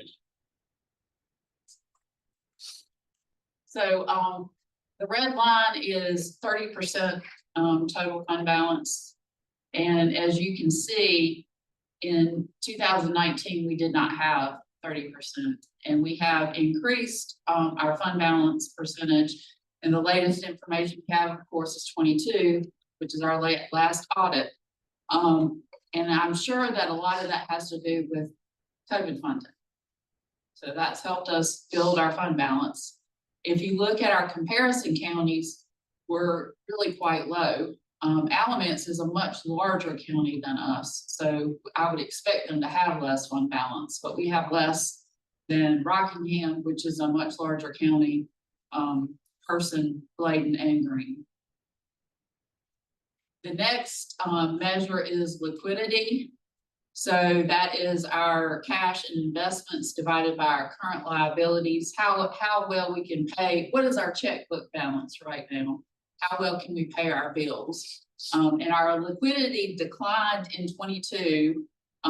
We've maintained adequate liquidity throughout from 2019 to 2022, but we took a little bit of a dip in 22, and I talked to Melissa Miller about this, and it's probably because we were fronting money for the high school, the capital improvements to the high school. and actually did not draw down the state funding that we had $3.7 million in state funding. 2.7, sorry, in state money that we did not draw down. So thank you, Melissa, for finding the $2.7 million. That's a big thing. In terms of liquidity, we have the lowest liquidity among our peer counties. And that money wasn't drawn down until 24. And there were also 2 years behind in sales tax refunds from the state, which was over $700,000. So that's over $3 million that came back into the coffers.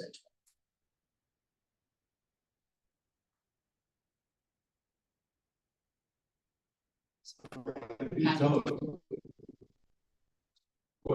talking about 2.5 million, 2.7. It was lottery money. That's controlled by the school. No. That was controlled by us because we were doing the construction. Okay, since we. Yeah. So. So that's on the county, not on the school. That's totally on the county. The next set of indicators are leverage. So this is debt service as a percent of expenditures. The LGC likes to see 15%. They don't want to see any more than 15% of your operating budget go into debt, because that just reduces your flexibility in meeting needs for your community. We're not anywhere near that. And our debt service has been declining because we're paying off the principal on the high school as well as on the jail. In terms of leverage with comparison counties, our comparison counties have very low debt across the board. So even though we're the highest among our comparison counties, we do not have a high level of debt. The next, yes, sir. Did you know, John? All I know is I think it's paid off in 2 years. So there's not that much left.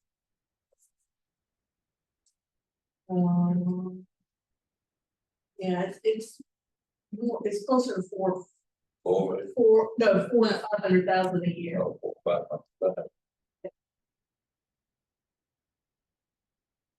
The next measure is how well we're replacing our capital assets. And you can see I put the benchmark at 50%, which is not a great benchmark. It should be closer to 100%. But most counties aren't paying 100% of their replacement capital each year. And we are in line with our comparison counties on our capital asset replacement. We are going to talk about that in a little more detail later on.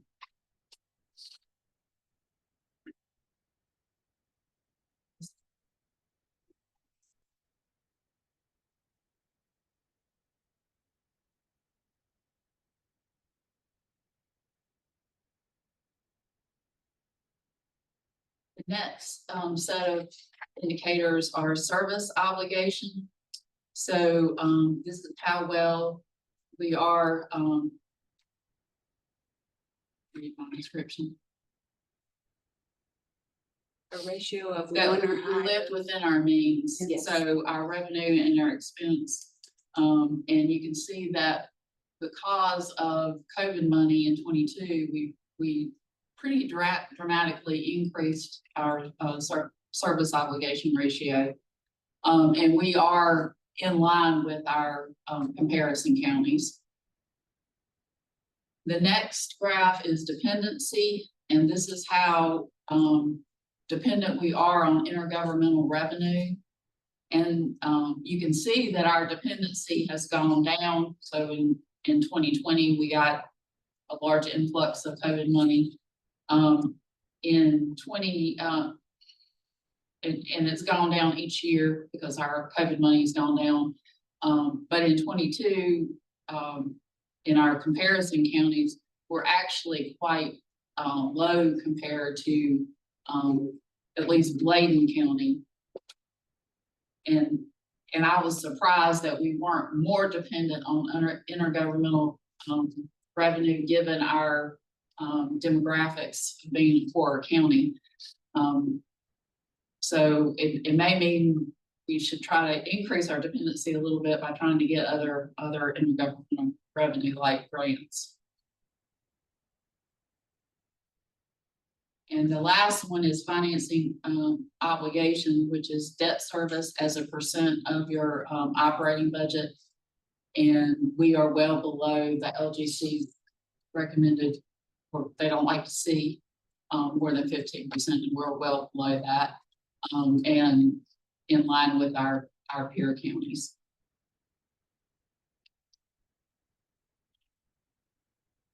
Next. I'm talking for a long time, I'm sorry. Any questions or comments? But, you know, I'm gonna pull up my computer, because I have all the answers to these questions in there. Kansas State going to school for certain time, they have education. But I think to prove it with the numbers, you know, that helps. Okay. Teachers, parents, students work together. I think school had smaller. So, Renee, you mentioned that we get the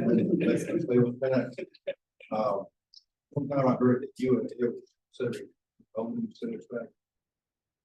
That getting so this evening. We're still receiving.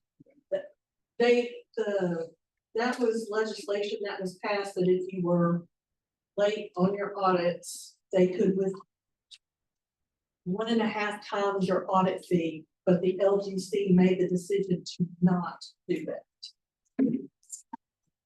Exactly. Yes. So, and they went through, the LGC went through this whole process of having counties doing all this stuff, and they decided we're not doing it. All right, so the next set of slides that we're talking about, the outlook, very preliminary outlook for 26. So first we have to talk about 25, and we do have some good news about 25. Our collection percentage is very strong. It's above 99%. That's really good for a county our size. That means we're collecting the taxes that are owed. Everybody agrees, I think, that we're collecting 100% of motor vehicle taxes because DMV is collecting the taxes on our behalf. Our billed property values are higher than our budgeted values, and that's good news as well, which means we'll have a little bit of growth in the tax base for the coming year. And as you saw earlier, the building permits are very strong, which is an indicator of future growth. And they've been strong for a couple of years. So we should start to see those building permits translate into property tax base.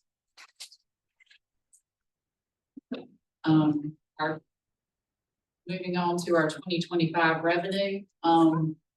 It's hard to make projections at this point in the year because we are so behind on sales tax. So sales tax is our second largest revenue, and we've only gotten 3 months sales tax. So it's hard to say how sales tax is trending, although I do tell you a little bit later. It's also somewhat hard to tell you about property taxes at this point, although I think we have posted December, right? But we collect a fair amount of property tax in early January, since the deadline is January 10th. So those are some of the caveats to giving you a good number for 25. Other revenues, like what we get from the state for DSS and health, are generally a couple months behind. So it's pretty early in the year to be making revenue projections, but of course we do. I'm not going to go into a lot of depth about the property tax, but the values are good, right? The rate is what it is, and our collection percentages are high. So that's all good. You just multiply those things to get your levy, and those are all good things to show that our property tax should be higher next year than in the current. I'll talk a little bit about the base. So,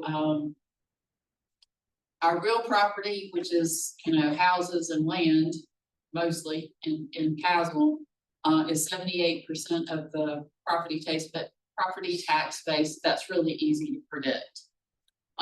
Because we kind of know on January 1st, if our new construction appraisals had been done, in January, we would have a firm number, but we're still waiting on those. With personal property, so companies that typically this is manufacturing equipment and that kind of thing. That's the largest chunk of our personal property. That's not due until April 15th. So we don't really have those values until very towards the very end of the budget process. Our public utility values, we usually just use the prior year number because the state doesn't tell us those values until September, and you adopt the budget in June. And then finally, motor vehicle values. In a good economy, you would expect motor vehicle values to increase some each year. In a poor economy, what happens is people don't buy cars and their values of their cars go down. They depreciate every year. So we're projecting with the robust growth in building permits to see some growth in the real property tax base. I also say that our sales tax is up slightly over last year, but then I went back and looked at our refunds, and we've had some crazy high refunds in the first couple of months of fiscal 25. So what that means is nonprofits and governmental units are asking for their sales tax money back, and it's Jonna's fault. It was Caswell's. So that's why, but if you take that out, our sales tax is up 13% last year. So that's really good. The refunds. Have these nonprofits not been getting those refunds in prior years? They have. I think our refund request was really high. Yeah. Yes. So it's taking out of one pot and putting it in the other. And we did two in this past year. Well, and yeah, and that's the time frame that they did. The other thing we should do is ask Department of Revenue to share with us the last 12 months of who's getting refunds.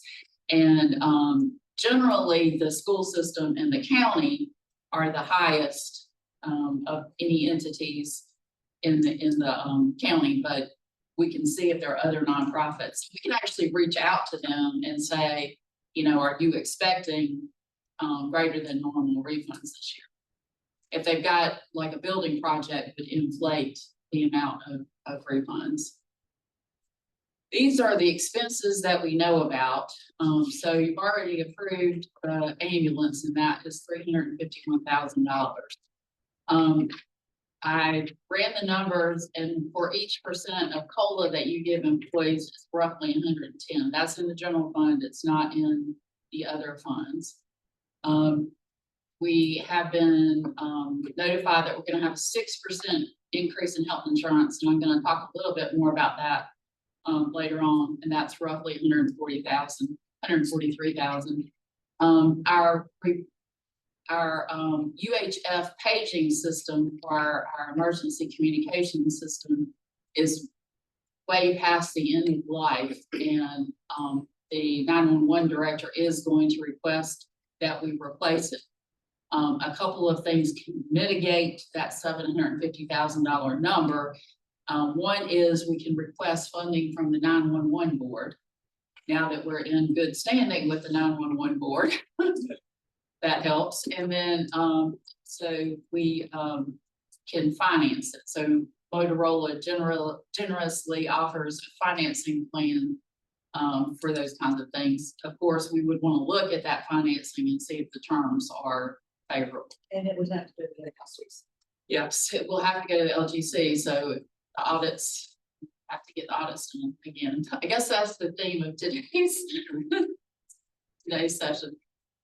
So you know that, Barry's requesting an ambulance remount in the upcoming year.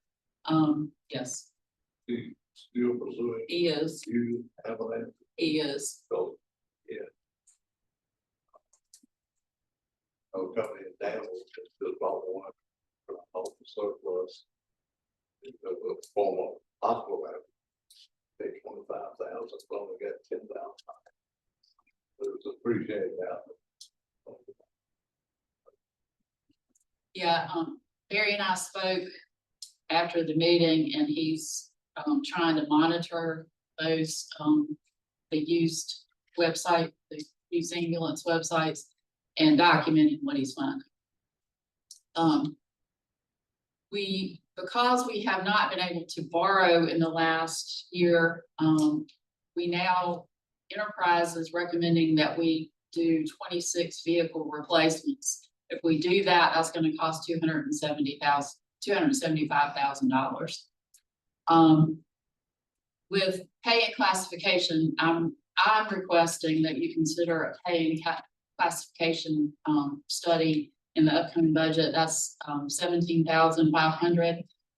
We've contacted, Piedmont Triad Regional Council, they can do it, for that cost.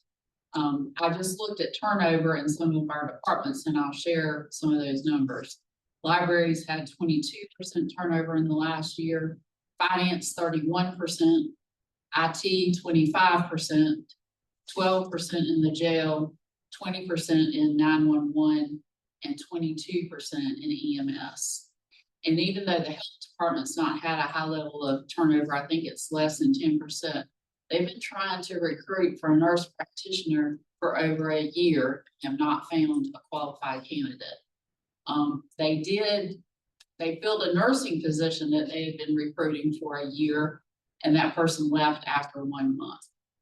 So all that information tells me that we've got issues with our salary level and a pay and class study would help us determine how we need to be compensating our employees so that we can keep.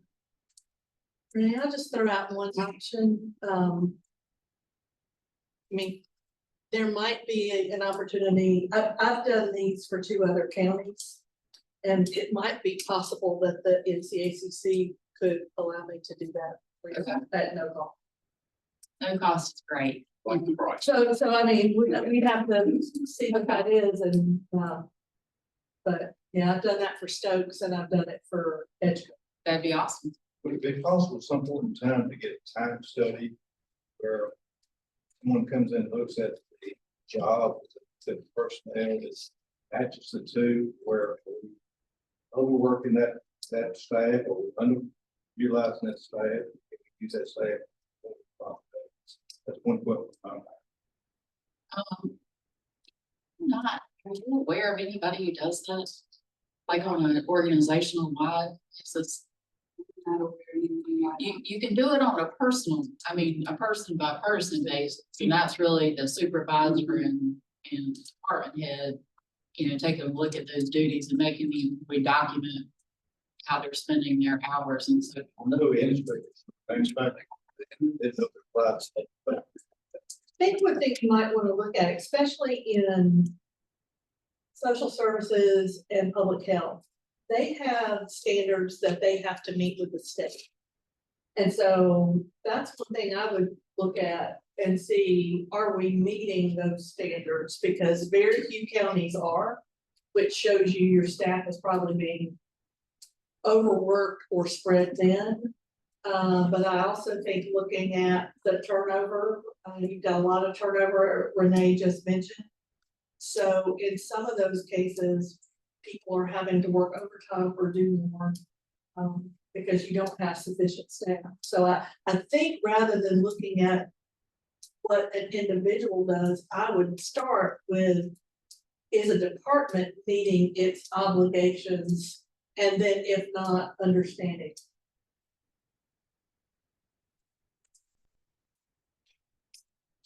The next item is I would like to reverse the vacancy allowances. Nothing against Jonna, this was put in last year's budget.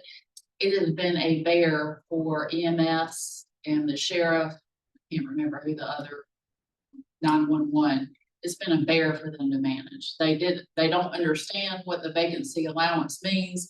It means you take your salary and you deduct the vacancy allowance. And in some cases, they were thinking they added the vacancy allowance. So it's made it challenging to manage the budget. The other point I'll make is that in small jurisdictions, you build fund balance through your vacancies. That is the key way that you build fund balances. So if you're taking that off the top, you're not building fund balance with that. The next item is speaking with the health department.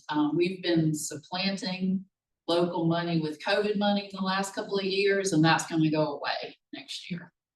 So that's about a $200,000 impact. One thing I would like, I know this is, some of it says recommended, some of it, there's no recommendation. As far as vehicle replacements or recommend, I would like to see a breakdown of vehicles and mileage.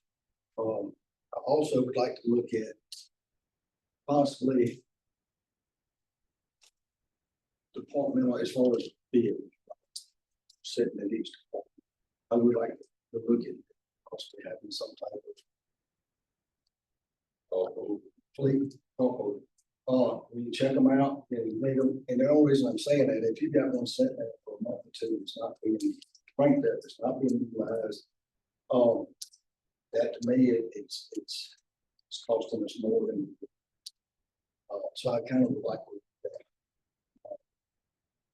And like I said, as far as the, and I understand, you know, some of them probably don't fall within public safety, which, you know, when they get up to a certain mileage, I mean, there's some problems go on with. And I will say, particularly with the vehicles, we've done no analysis on it. This is just what Enterprise is saying. So we're going to give that a lot of scrutiny before we come up with a number. But I agree with you. I think centralizing fleet and having it centrally managed is the best way to go. I'll get to that in a minute.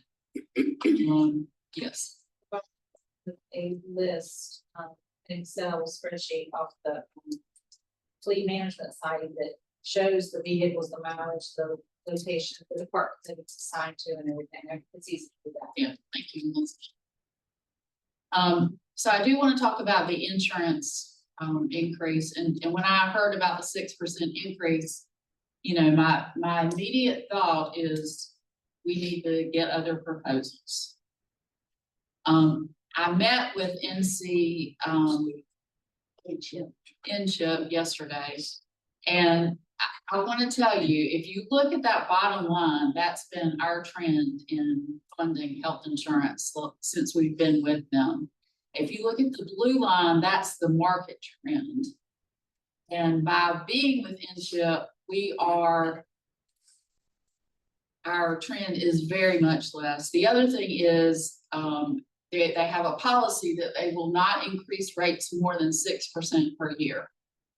To me, having seen double-digit increases in health insurance in other jurisdictions, that's a bargain. So what happened is we had 2 bad years in a row where we had employees with very serious health conditions, and that depleted our reserves.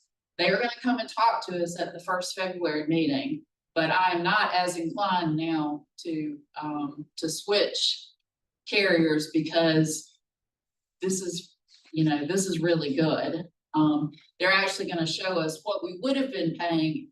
We switched to NC InChip in 2018, 2019 because Blue Cross came in with a 32% increase in premiums. So if you are not in something like InChip and you're not self-insured, you have absolutely no control. The insurance companies do.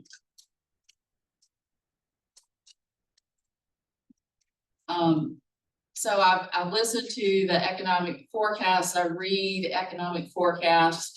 Everybody's kind of saying 25 is going to look like 24. Now we know there's a lot of changes at the national level. There are a lot of world conflicts. western part of the state was devastated by Hurricane Helene. All those things could cause some disruption. Everybody expects the state, as Commissioner Smith was saying, the state of North Carolina is booming, and everybody expects us to perform better than the national level. Overall, wealth has increased among all categories of people. It's just inflation has made it seem like wealth has not increased. The pace of inflation is slowing, but it has been back up in the last couple of months. So mortgage rates are back up to 7%. We'll see what the Fed does going forward. It'll be interesting to know, but all these things can cause disruption. If I'm looking at this and projecting revenue, I'm saying I have to look at our local circumstances, and the national and state circumstances are expected to be kind of chugging right along. As we've said, it's difficult to determine what our exact financial condition is right now. We've had no audits. Our front, as I showed with our benchmark counties, our fund balance is 10% lower than counties our size. We don't have any sort of capital planning process, and we really need that. At least we need to be replacing our capital assets at the bare minimum. We don't have a contingency in our budget for unexpected expenses. And that's one thing I'm going to recommend that we do include in the upcoming budget. Contingency is an extremely useful tool for the manager, because if the jail says, well, we think our medical bills are going to go through the roof, I can put that money in contingency. If the bills don't actually go through the roof, I haven't artificially inflated the jail's budget for a what if. So those what ifs go into contingency, and you can better manage those things. You're not inflating budgets for that. Jonna has done a projection and fund balance that we shared when we talked about recruiting the finance officer. And it does show a decline in 24 and 25. Based on kind of the revenue that I'm seeing, I'm not sure we're gonna have a decline, but it's too early. I want to talk about some recommendations for the future. So the first is evaluate our vehicle leasing program, see if we could bring it in-house. And both Jonna and I have done models like this where we brought it in-house and we could save money by doing that. It's going to require personnel. You have to have somebody who manages the fleet. And you probably want to have mechanics, people who can look at the cars and say, yeah, this car is in good shape, and no, this car is not. So this is not something that you can do overnight. I did an analysis in Harnett County, and it took me about 3 months. They have considerably more vehicles than Caswell, but it takes a while to work through all those numbers and do their projections. The next item, and I sent you articles on this, fire service, in my opinion, is at a crisis. And especially in Caswell County, because everybody commutes outside the county to work. That means you don't have any people in the county during the day to answer fire calls. But what's happening is firemen are aging. Just like farmers, firemen are aging. And young people are not going into the volunteer service. There is going to be a crisis. And as we saw, I know there are a lot of differences between North Carolina and California, but when you need fire service, you need fire service. So I'm just putting this on your radar because I think this is an issue the county is going to have to deal with sooner rather than later. The last item is the item that Commissioner Wren has been bringing up, which is the consolidation in public health and DSS. There are some really good resources through the School of Government. There are a few things I want to say about the consolidation. We needed an expert to come in here and tell us how to do this. We can't just say, okay, guys, you're together now, work it out. That does not work, and it's not going to result in any efficiency.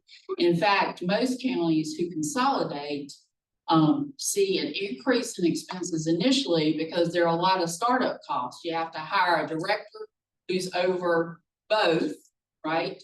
And you still got to keep those, the health director and the DSS director, they might be at a slightly lower pay grade, but you still got to have that expertise, because what health does and what DSS does is very different. The other thing is we got to get our finances straight, because there's nothing worse than misspending money in DSS health. So I feel like we have to have our financial house in order before we could tackle doing something like this.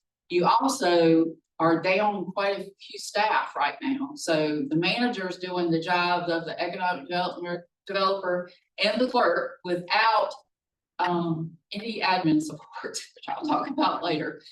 So I don't have the capacity to dig into this issue like I think it needs to be dug into in order to make a good decision.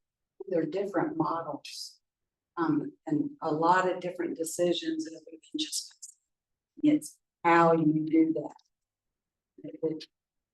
We work with the School of Government extensively in the different options. And I will say, Commissioner Wren, the board stipends are quite low. They're just under $4,000 in total for both DSS and health. And what I've been told is if we make the stipends an issue, that at least the Board of Health would probably forego the stipend. So, or most of the members of the Board of Health would probably forego the stipend. So this needs to be a good decision, and we need to be deliberate and move through it in a methodical way. What would be the advantage of joining the two together? So I think the reason why the legislation passed, correct me if I'm wrong, is counties wanting more control over social services and health. And if you consolidate, the governing board becomes, the Board of Commissioners becomes the board over health and DSS. That can lead to some problems. It can lead to making statutorily required duties political is a problem. And DSS and environmental health in particular are carrying out statutorily required duties. How many counties currently have a combined HHS?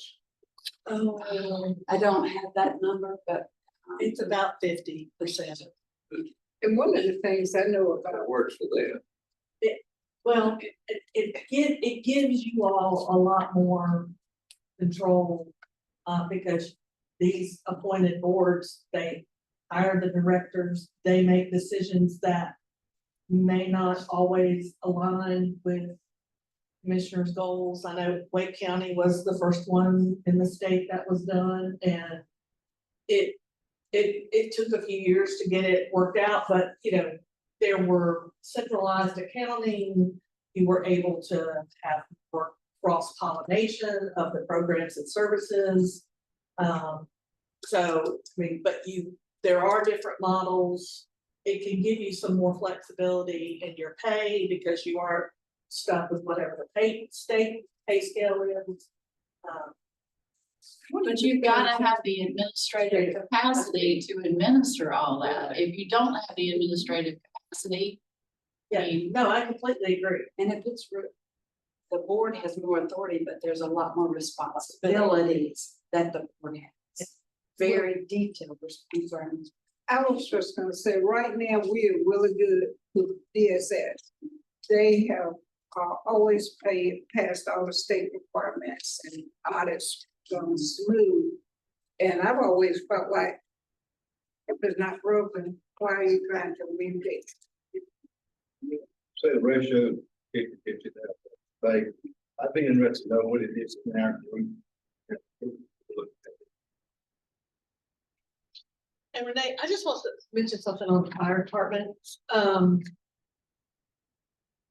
That's a challenge that the much more rural counties are facing right now. And there's gonna be likelihood a need to go to pay volunteers at some, again, this is something where I think you need some, there are some really good fire consultants in the state. Both Amy and I have worked with one, and there is money in the fire tax district. The fire tax district does have a fund balance, primarily because some funds weren't distributed a few years ago. But the fire tax district, if you wanted to pay for a consultant, there's money in the fire tax district. Well, I think before we decide to hire a consultant, we've got to have a lot of conversations with the volunteer fire service. I mean, the last thing we want to do is kind of run them out of business. We have to appreciate what they do, and we need to sit down at the table and talk to them about what our next steps might be. And it really needs to come from them as much as anybody else. But, and I'm not saying Yeah. around them, but if it gets to the point where we need assistance in developing, if you need assistance in looking at a model or how to Absolutely. make sure they're adequately funded. Absolutely. It would be helpful to have some expertise to say, well, what have other places done to resolve this problem? And you notice there's no solution. I don't know what the solution is. Talk to Bernard Bassett about the same thing, saying, not too bad right now, but it's gonna get better. Almost come back. Maybe 5 years ago. I think the biggest problem, and I said as a volunteer fireman, a lot of the departments now, I mean, we're doing fairly decent. But the problem is, if you took all the firemen that are on these departments now that are retired, that are still doing it, if you took all of them out of the equation, and the answer, we probably got 6 to 8 that actually would be, if you took all the retirees out, we said, we're home, that's 6 to 8 left. That's it. I don't know how we're gonna build that. I will. I do know we can talk about some stuff, as far as some things, as far as trying to get positive things out to the county. That this board is trying to do, or that this board is working. And that may be something we could look at through social media, trying to promote, whether it be public safety, job fairs, volunteer. Because a lot of these kids don't realize that they can do it. Some of them don't. Maybe some options that we could look at trying to. The high school has a program. I'm not sure how long the program has been going on, but it has not generated a large number of people going into fire, 911, or law enforcement. So what I'd like to do is have a conversation with the superintendent about how we might strengthen that program and have maybe some internships with students going into, the various departments and getting that experience and seeing if they want to have that as a career. I'd like to do some things to beef that program up, because I think that is a good thing, right? If we can get our young people to go into public service and stay in the county. There are state apprenticeship programs to where the high schoolers get in those apprenticeship programs, then their community college is, tuition is completely paid for. So there's several programs there, and there's a lot that you can do with, so it might be getting the community college at the table too, because a lot of those apprenticeships are going through community colleges throughout the state. I was over fire service. So I've got some good things there to go steal and bring to share with y'all. If I'm not mistaken, and I used to be on fire service and retired, and it's a young man's game, that actually, there's a structure fire. It's not for a man that's my age, Frank's age, going out and trying to put that fire. It's a young man's game. And that's the reason I retired when I did. I had my time. So, but unless the Department of Insurance has changed some of their regulations, when you start adding paid personnel it changes the whole structure of their requirements for those departments.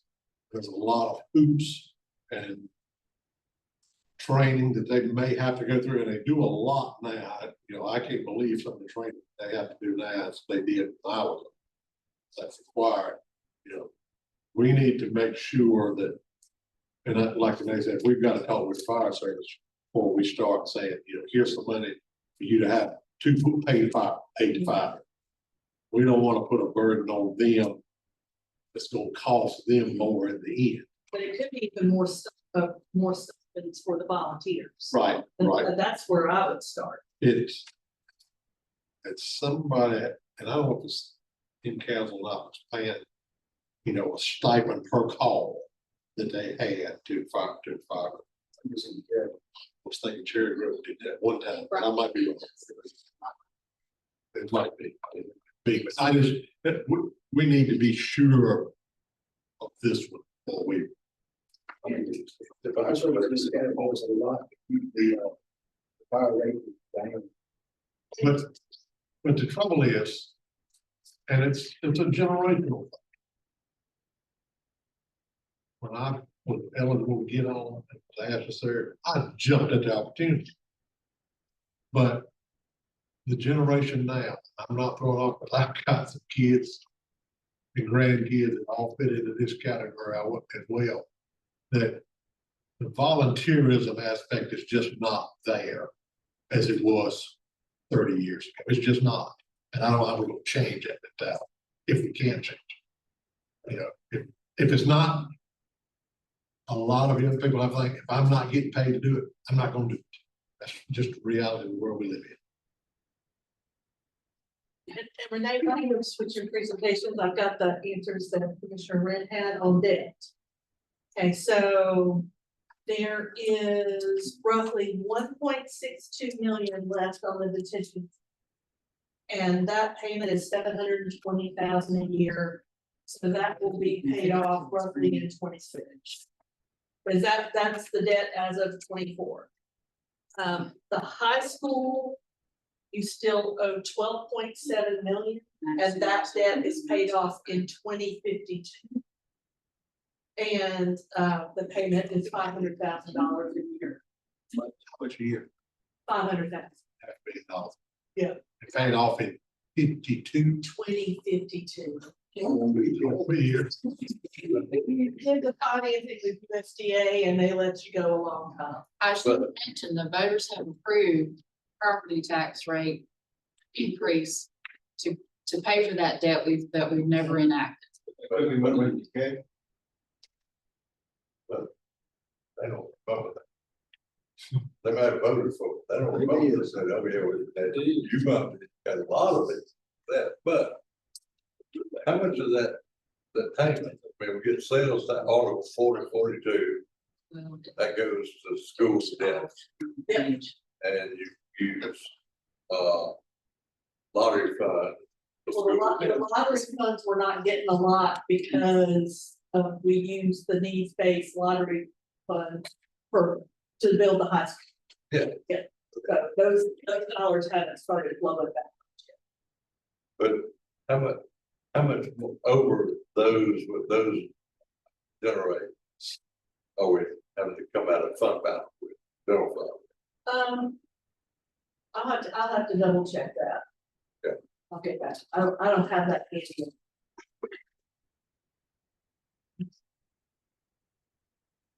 Any other questions or comments? That I'm going to switch gears and we're going to talk about the fiscal policy. You've got copies of that, both early and yesterday or Thursday. And I did highlight in yellow. So the county has no fiscal policy right now. Okay. And I was surprised to learn we don't have a cash management.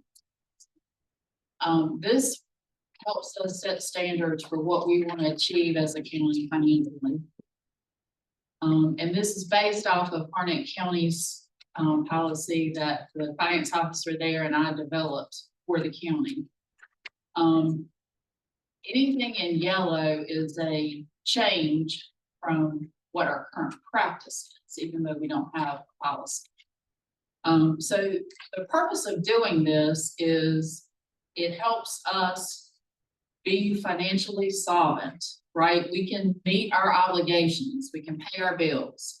It also improves our credit worthiness. So if we do want to borrow money at some point in the future, this is a way to help get us ready for that. It promotes our long-term stability. It also gives staff really clear direction about what the board expects in terms of managing our finances. So that's all I'll say about the purpose. The first policy deals with the capital improvements plan. We don't currently have one. And so I'm suggesting that we set a threshold of $50,000, and anything over $50,000, we plan annually for how those expenses are going to be. This envisions a 7-year CIP. So you'd be planning out for 7 years.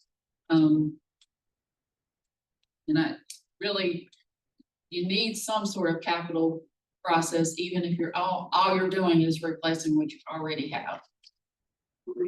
Yes, sir. It's $50,000 a month. It Well, may, we've already been told we gotta have ambulances for so many years. Remounts over so many years. That's gonna be ongoing. so $50,000 is the cost of the project. It is not how much we're going to set aside in reserve. I'm getting to that. Yes, sir.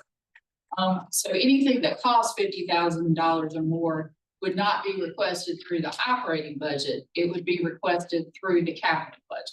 Does that make sense? We don't budget capital. We budget it in the operating budget. We don't have any sort of planning process.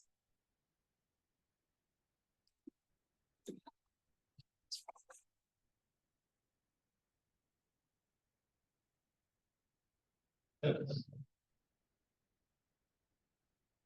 know what I'm doing, Jason. It's really hard to do. If I had a clicker, I'd be doing it like that. I'm gonna buy the county a clicker. We can't afford it. That's why I said I would buy the county. Debt policies, we don't currently have any debt policies. This basically mirrors what the local government commission says.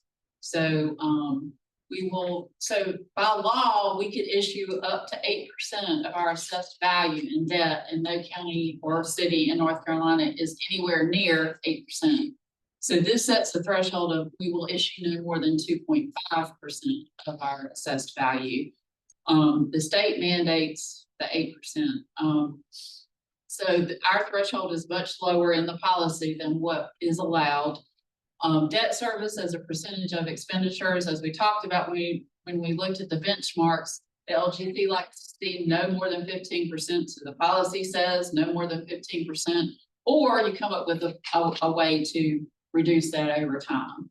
And the final metric is that, or the final point is that our enterprise funds be self-sustaining, which means that we're charging enough in fees to cover their costs, so there's no general fund impact when they issue debt. And currently, our enterprise funds are not covering our recurring capital costs.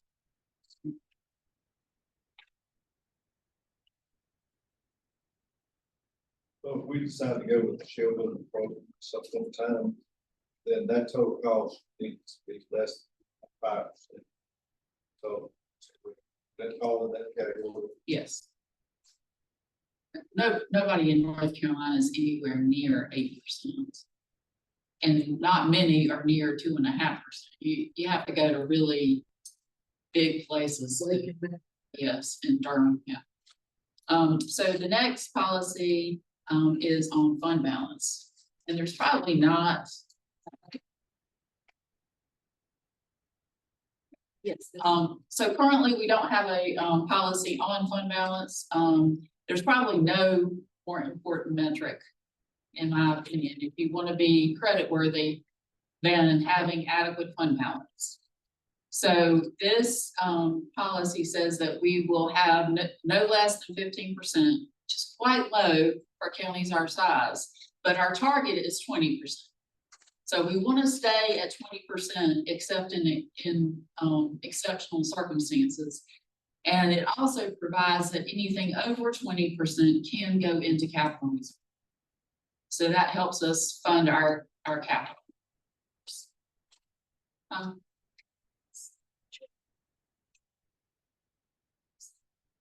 Yeah, this is fund balance.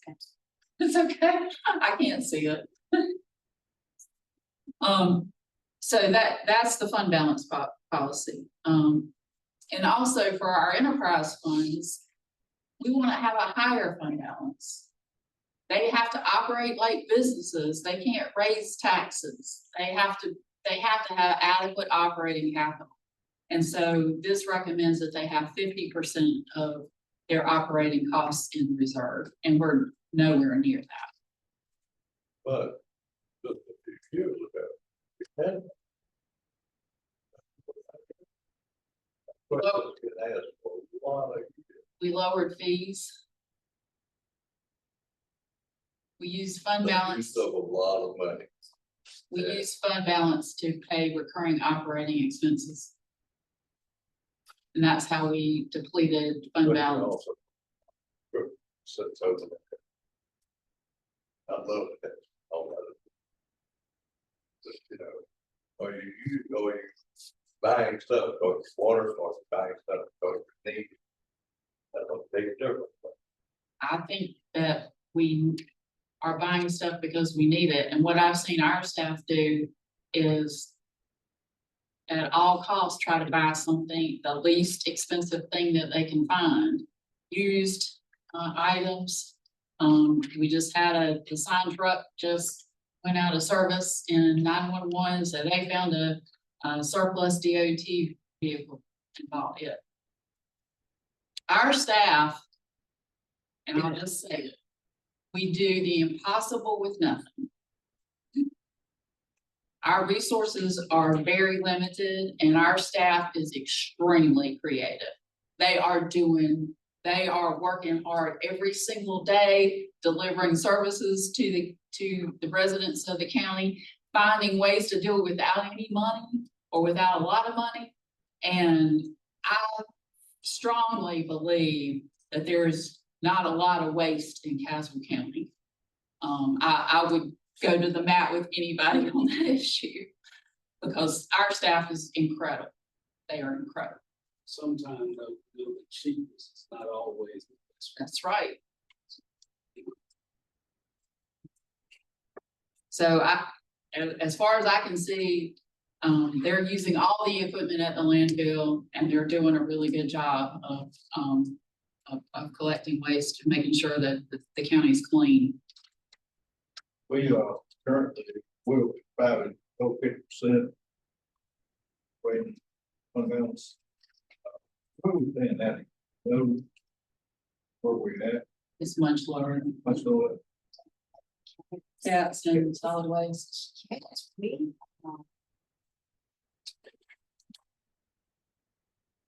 what audit? Yeah, last audit, we would have almost 800,000.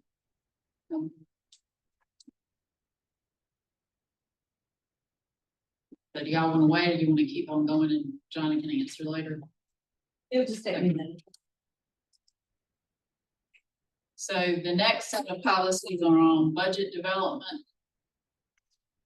And you can ask anybody in Chatham County. I was once called a budget hawk.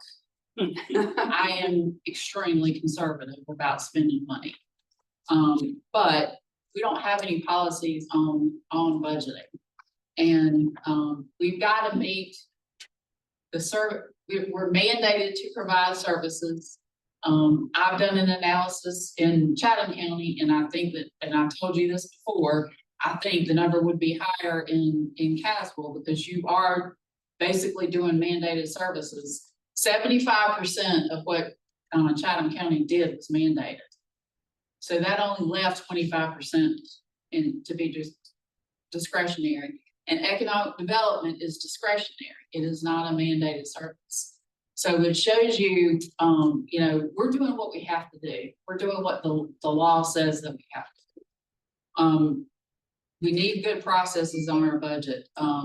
So the first thing is that we'll comply with the Local Government Budget and Fiscal Control Act. We have to do that. The manager is responsible for the budget, and they have to coordinate the budget process.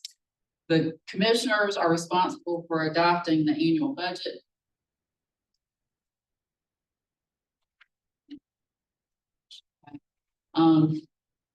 And we won't use one-time revenues for recurring expenses like we did in solid waste. I think it's fine to use fund balance for capital because that's not a recurring expense. But it's not good to pay personnel and other recurring expenses. And that we will not waive fees. So I don't know what the board's history is if folks come to you and ask you to waive fees of whether you're waiving fees or not. But in Harnett County, that was a major issue. So we included this provision in the policy that we don't waive fees that are lawfully collected.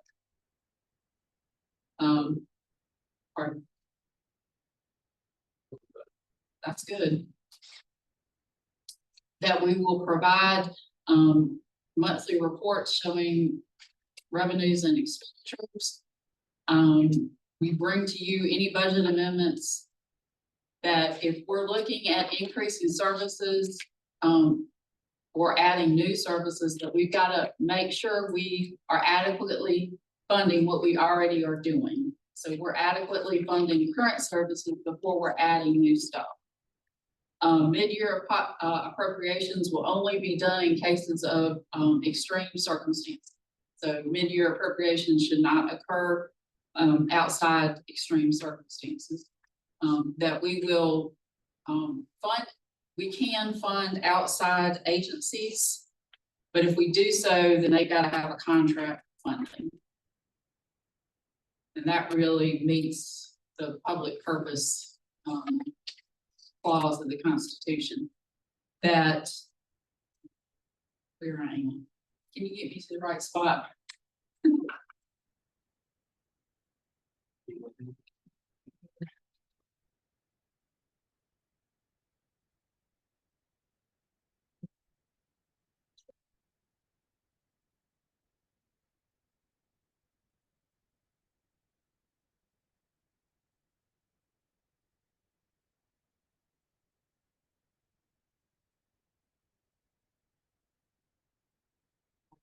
Thank you.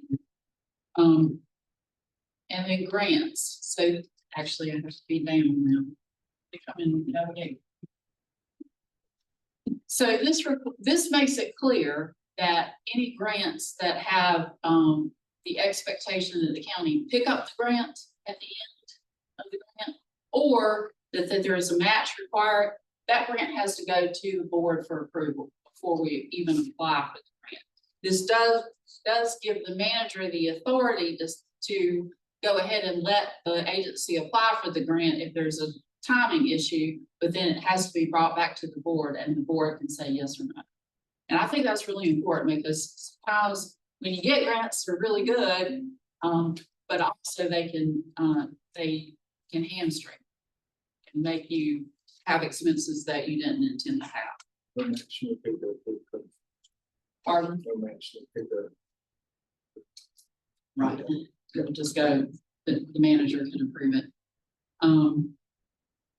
So right now, the budget ordinance is unclear on this issue. It gives the county manager the authority to execute grant agreements, but it doesn't require any explicit approval by the Board of Commissioners. So this fixes, I think, that issue. The next thing that's different is I ask you to adopt the budget at a department level. Right now, you're adopting the budget at the division level. So if you adopt it at the department level, like the sheriff and detention and SROs would be adopted as one budget.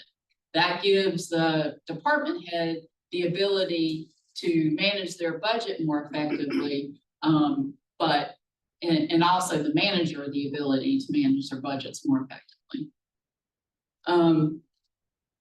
The next item is providing for a contingency. As I said, we don't have contingency funds in the budget right now.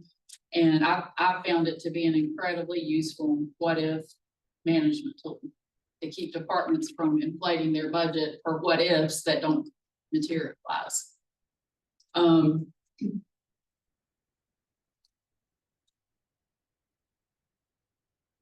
So it gives the, this gives the authority of the manager to transfer up to $25,000 from contingency to departments with a memorandum of report to the Board of Commissioners at the next meeting.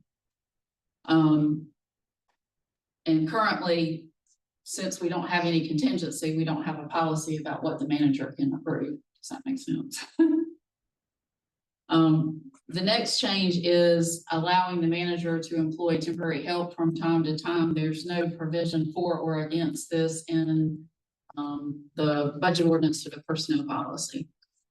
The last, I think it's the last thing. No, it's not. So execute on behalf of the Board of Commissioners any contract, change order, or purchase order that has been specifically approved by the board. So this lets the manager sign those things as long as the board has approved them. And that just helps efficiency. That way we don't have to hold up something because we need the chair to sign it. Not that you don't do a great job. And the next item allows the manager to settle liability claims up to $5,000, and currently you don't have any provision for this. All right, that is it for budgetary policies. Any questions or concerns about the budgetary? Will that liability claims, would that be in conjunction with the manager and the county attorney? Absolutely. The contingency, that a percentage that you propose to the board or a fixed amount you propose? It'll be a fixed amount. What I always did in Chatham is that I would set aside $50,000 or $100,000, probably would be lower here because we had a much larger budget. That is just kind of a general contingency. And then as departments bring in their budgets and they say, I need to budget in case this happens, then I would move that money to, I wouldn't put it in their department budget, I'd put it in contingency. Something you as the manager. It would manage, exactly. Well, doing the budgets this way by departments, is that gonna take, we're gonna have to make more time for this budget process? I don't think so. So basically, we'll sit down and deal with, like you said, while the sheriff's office, detention, miscellaneous. We'll go through that budget and actually approve it. If there's anything we need to change, look at where we'll do that, approve there, and then go by department by department. Right. Now at the end, when we adopt this whole budget combined together. So you currently adopt the budget by division. Right. You'll adopt it by department. The only thing about contingency, you're taxing people just for the thought of, I might need this money. Instead of you tax people because we need this money. Well, I might, you don't. wait a minute. And, you know, put that fund back. That's why you have reserve fund back. There's stuff that goes over budget. We have to come out of fund back. But I think what we need to do is really look at every line item in a budget for each department and cut some line items. And, you know, you might leave a little fat, but I don't even like budgeting vacancies for, you know, a whole year. Because they didn't have them last year, we're gonna fund them again this year. That's just a way to build a fund balance, but it's not a good way to do it. If you need the person, you gotta hire the person, but don't have a vacancy for months and months and months and expect me to keep paying you for it. It's not, I don't think that's good management about taxing out people. Well, I understand the point with the what ifs. So typically what would happen is, like the Board of Elections might budget for a second primary. And they really, if they don't budget for it, it will have to come out of fund balance. So we would put that amount in contingency rather than putting it in the Board of Elections.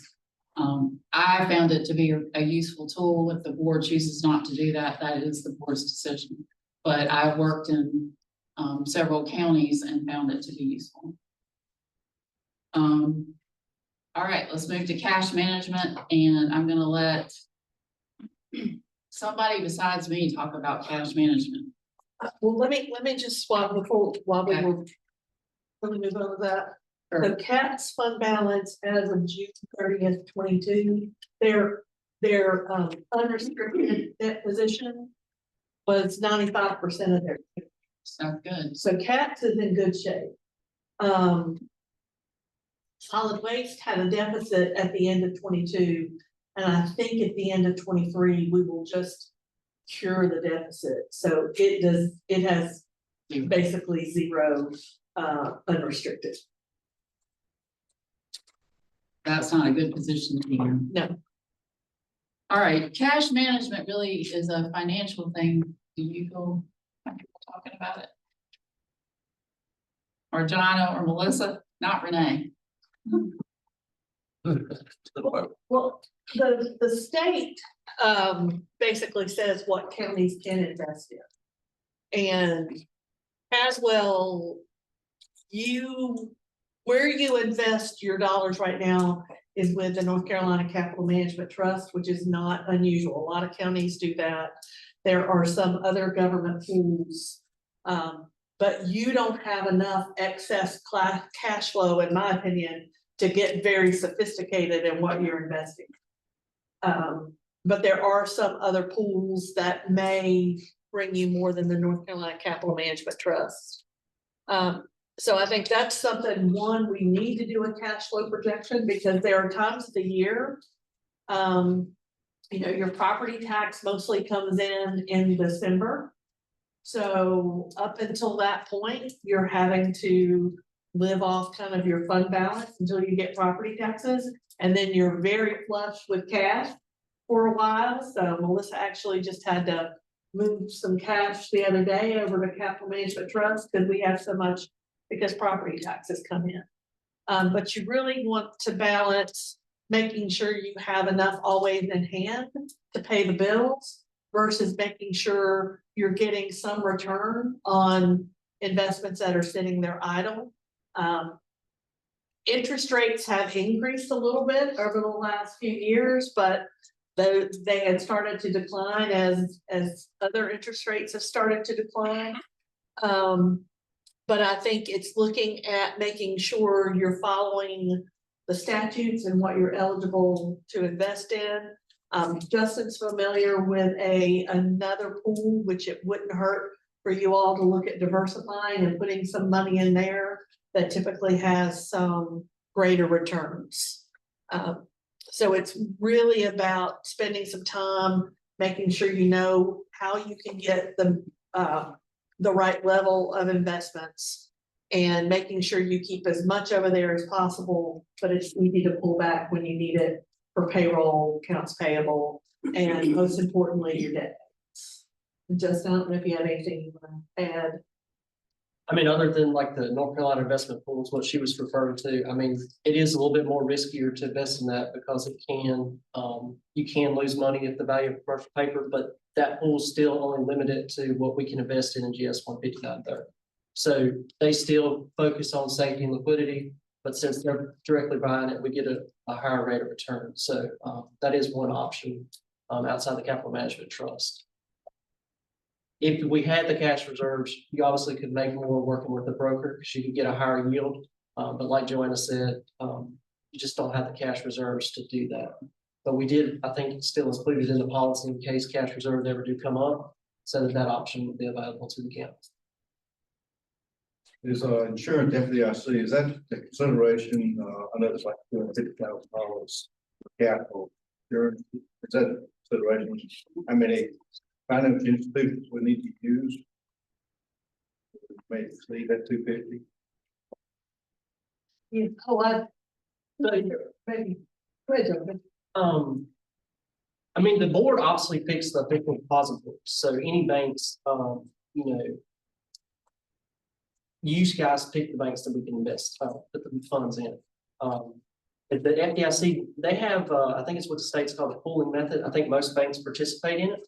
Where they reserve enough to cover the bank balances of any government deposit, so we don't lose public funds. And actually, the state requires us to do, twice a year where we have to report the cash balances so that they make sure that the banks are, you know, pulling the correct amount of funds.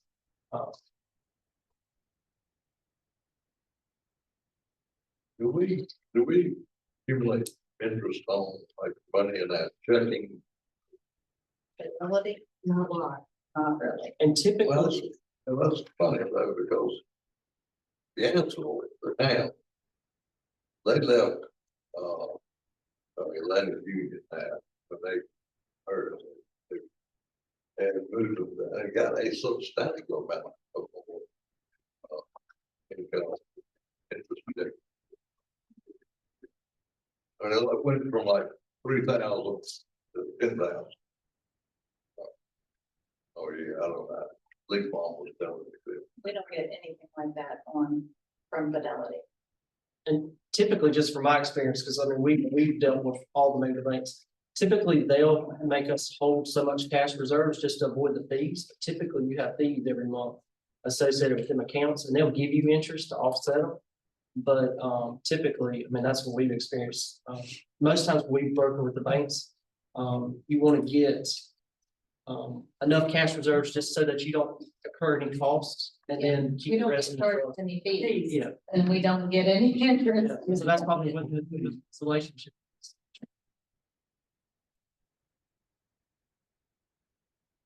Right, y'all ready to move on to capital replacements?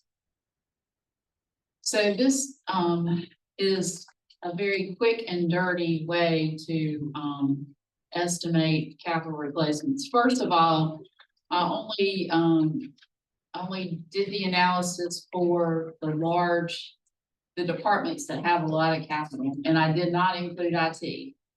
So sorry, Jason, you didn't get to have this fun. What I looked at was what the current, I brought our purchase cost up to the current year. So I inflated it up to the current year and then divided that amount by the useful life. Now, that is not the best methodology. That's how much money we should be setting aside each year to replace that item. Does that make sense? But what I really should do is inflate the replacement cost of what it's gonna be in 10 years or whatever. I did not do that. That takes a lot of time. As I said, I did a study like that in Harnett County. It took me 3 months. So I don't have that bandwidth here to produce that number. So this is kind of the bare minimum number that we really should be looking at. My proposal is that you inflate it every year. So if you take what you're setting aside in capital replacement and you inflate it by the rate of inflation, you should be keeping up with that inflated cost in the future. And the proposed policy is that we do that and that we use, if anything is above that 20% unassigned fund balance, that we're putting that in capital reserve. And that's the reason to have contingency, because if you're putting all of your excess into capital reserve and you have something come up in the middle of the year that you didn't plan for, then you're going to drop your fund balance below 20%, which is what your target is. So with cats, we should be setting aside $16,000 a year. It's not that much because we only pay 10% of their capital. State and feds pay the rest of it. So that seems like a doable amount. The news gets more dire. Solid waste should be setting aside about $110,000 a year to replace their capital assets. I will say, really across the board in every department, most capital is beyond its useful life already. Like, we're not planning for the future is now. We're gonna have to start replacing this stuff. Building maintenance, so, I only looked at roofs and HVAC systems. RD's doing a great job. He's had somebody come out and look at all of our roofs and develop a plan for when we need to do maintenance, replacement, and so forth. There are some roof replacements coming up in the 26, 27. I mean, the next 15 years, really. But if we wanted to level out that, we could pay for 26 and then divide out, the remaining for the rest of the year. So that would be, a $335,000 impact on the 26 budget if we went ahead and set that money aside. 250,000 would go into the capital reserve, and 85,000 and change would pay for 2 roofs. One's at the recreation center. Health department.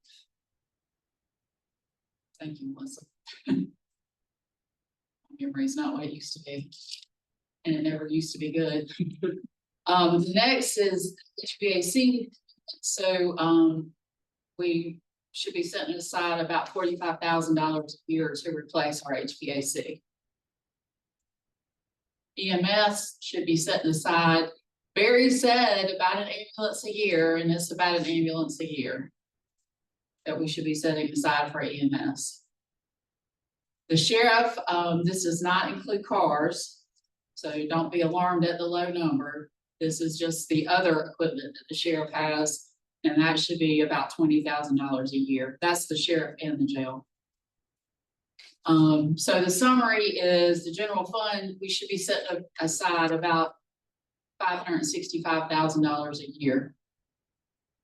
And this doesn't include other departments or other building repairs, such as repaving. I just did what I could do in the amount of time I had. Those budget numbers, would that include like school buildings, so forth? Just counting. So you're going with about I guess we do for debt purposes. But we have not done any sort of study on the roof at the high school. These are just county facilities. And, you know, in honesty, we should be doing the same thing with the school system. In Chatham County, my school system did do this. They did a condition assessment study that showed that they needed to replace roofs within a certain period of time, HVAC units, and we started setting aside money to be able to pay for that in the future. And what it does is it levels out, so you don't have to fluctuate your tax rate. It levels it out over the period of time that you're accumulating those funds. And it's just good capital planning. Then you have a capital reserve if something goes wrong that you didn't expect. You have some way to pay for it. You would start probably from that capital fund in time, in other time. It's there, you leave it alone. I mean, that's what you should do, for sure. Question. Now, we anticipate selling property. We're gonna talk about how we can take those funds and put some capital reserve. Future development, is that what is that? Your policy already says that, and I'm sorry I didn't point that out, but any sale of surplus property would go into the capital reserve. You're more economic development. It could be. one day.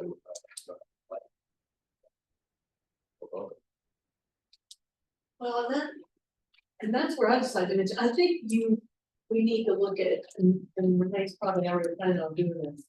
Setting up a capital improvement fund and having it kind of by these big buckets. Because I think you did sell some property, and because we don't really have a capital improvement fund set up, that went into just basically the operating budget. So go ahead and start building that out. So we've got a place to transfer these monies from the general fund or to deposit the sale of assets into there, and it just sits there until there's a project or a purpose for appropriation. But in the past, y'all have created a capital fund for every project, and there's a way to build a capital improvement fund that would account for all of it. And also not restrict you. Correct. It gives you more flexibility if it's in one fund. Correct. All right, I promise, this is it for our data dump on you, I'm sorry. It's a lot.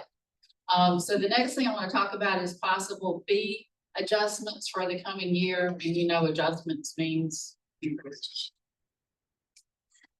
So the departments, asked departments to take a look at their fees, and if they thought their fees were out of line or not covering their costs, to let me know, and these are the departments that did. So I'll go through each of them individually. With solid waste, it is an enterprise fund. It should be covering its capital replacements. It's not. We have a zero balance, as Jonna said, where you just looked at a policy to have a 50% fund balance. The depreciation expense in 22 was $81,000. So that's not that different than the $110,000 that we came up with. And so I've asked AJ to look at different fee structures. And so we'll bring back options for you. Some of those in Chatham County, we had a disposal fee where all the residents who didn't have private haulers and didn't live in a town pay the disposal fee. So that's the cost to get the trash and take the trash to where it needs to be and dispose of. We also had an availability fee, and theoretically, every residence and every business in Caswell County right now can dispose of trash in those collection centers. And no, they're not paying. Residents who live in town or who have a private hauler and businesses are not paying any fee to have that availability. So we're going to take a look at how we could structure that and give you some options. Parks and Recreation. So the proposal is that 50% of the direct cost of youth programs would be recouped through fees, and 100% of direct costs for adult programs would be recouped through fees. We also need to take a look at our space rentals because they're not covering our utility costs, which have gone up dramatically. Emergency medical services, as you know, we have a private biller for our EMS services, and the fees are typically set at 150% to 200% of Medicare reimbursement rates. Had a good discussion with the company who does this, and the items are in red are the adjustments that they are recommending that we make. This would bring us to 150%. Not 200%. And as you know, the cost of providing EMS has gone up substantially. So we need to keep those rates current every year and not fall behind. This is our EMS payer mix. This is just information we wanted to know who's carrying the freight. Medicare is carrying a lot of the freight, Medicare and Medicare Advantage. Medicaid is carrying some of the freight. And patient responsibilities, those who are paying out of pocket are only 20% of the payer mix.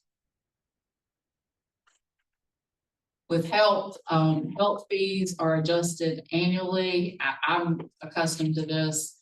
You always adjust to the Medicaid reimbursement rates, otherwise you lose Medicaid dollars. So health is going to be requesting that again for 2026. And then finally is Pelham Water. I don't know what to do about this, but I'm going to study it. Our revenue for selling water in the Pelham Business Park was $4,600, and our cost was almost $40,000. So you see a copy of the City of Danville agreement. We are paying for capacity that we're not using. It will help to have seed. It will help to have Cherokee tobacco company in the business park, but we might need to look at adjusting our rates in Pelham. So we're way below the capacity that we're paying for. We are. There've been numerous amendments to reduce that capacity over time, but we're still at 65,000 gallons a day, I believe. So that's including no school loss. It does include the school, and I don't know, I don't think the school pays us. Do they pay us? So that's another thing that we need to take a look at. Well, we're running like a government business. It costs us 40,000, get 4,000. Right? Yeah, that was shocking to me. So we pay for capacity, not active. We do. But we could look at amending our agreement with Danville. You know, I guess my thing would be, if it's like Chairman said, we're paying for capacity and not usage. Then how would you go back to the businesses there? Like say some only use anything and some use a lot. How would you? well, first of all, I want to make sure that what we're paying Danville for actual water and sewer usage, we're recouping from those businesses.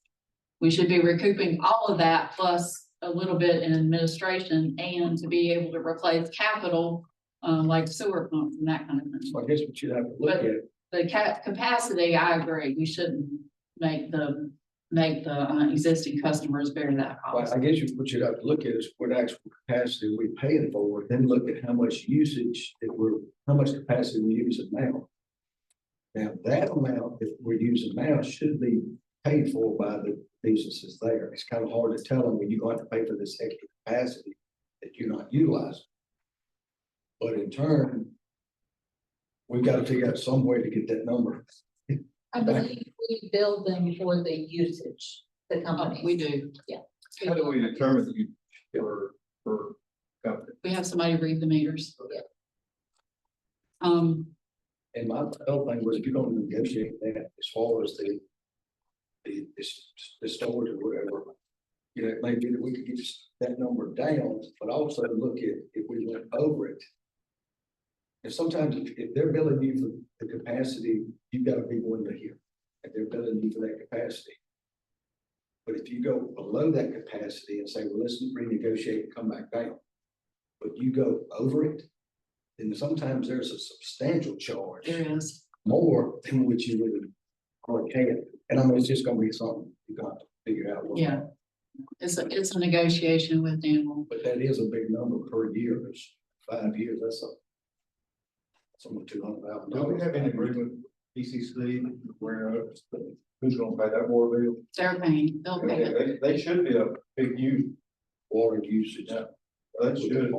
When I say PCC is gonna pay it, we fund all of the buildings for the community college. So really, we're paying it. Yes. Yeah. It'll go in one pot, out of one pot and into the other. So clearly there is some work to be done there. I think, the best thing to do is to look at the site. Think of how many, many more industries we can have, maybe project some large water users and some not so big water users and see what that capacity would need to be. And maybe go back to Danville and try to negotiate that. And that's all I have. Thank you. Just a question on EMS. Yes. To pay everything back, more right there. Do we know what kind of, or how much of a collection percentage we are on the patient part? We don't. And when Barry and I talked with the person at the collection company, he thinks it's a very low percentage for a patient. So this isn't how much is collected, this is how much is billed. Right. But we can get that information. Because I know that we approved something last year, I believe, about letting them go after the collection company, go after the ones that weren't paying. I can't remember exactly how it worked. But you also use the state debt set-off program where if people don't pay, we can submit it and then you get money if they're doing tax refund that gets intercepted and put on. So you all do get money effectively through that program. What about the sewer? Industrial code, is that pretty well in line? with the sewer codes? Water and sewer provider. It is water and sewer. Yeah. Any more questions? Don't break for lunch, I think. Then we'll get started back 30 to 40 minutes probably.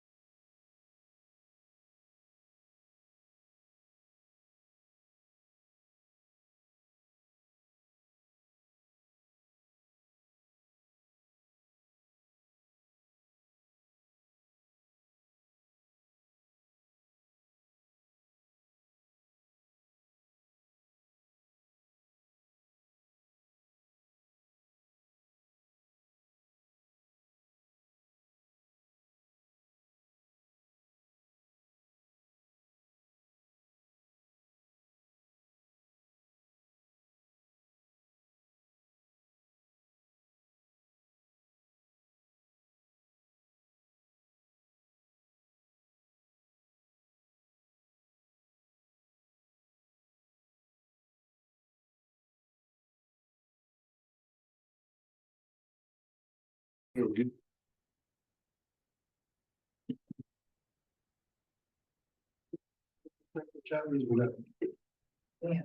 have completely finished up.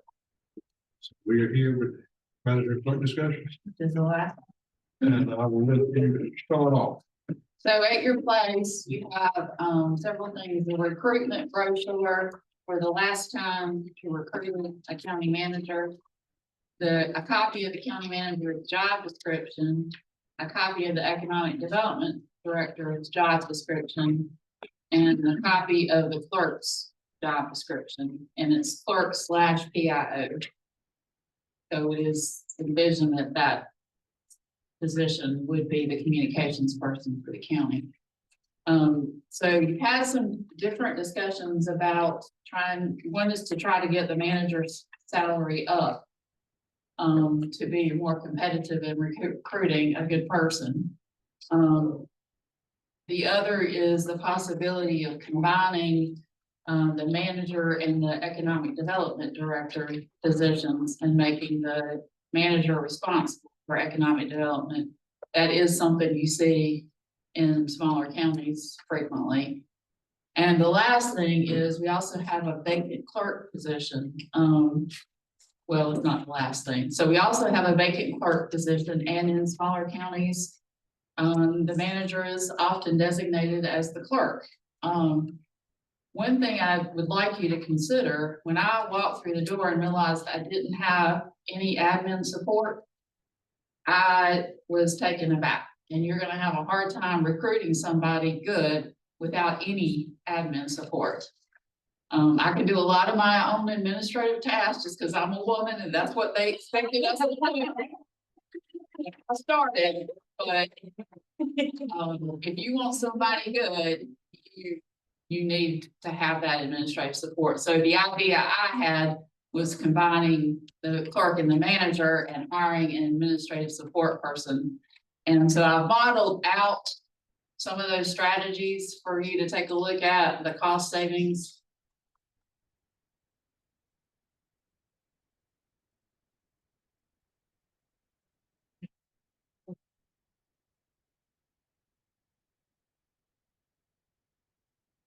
Given your discussion today on the importance of economic development, I don't know that you have the same thought about combining the manager's position with an economic development position.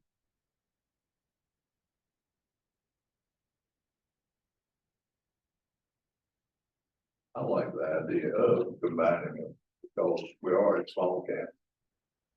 And, you know, we talk about economic, but we look at years down the road.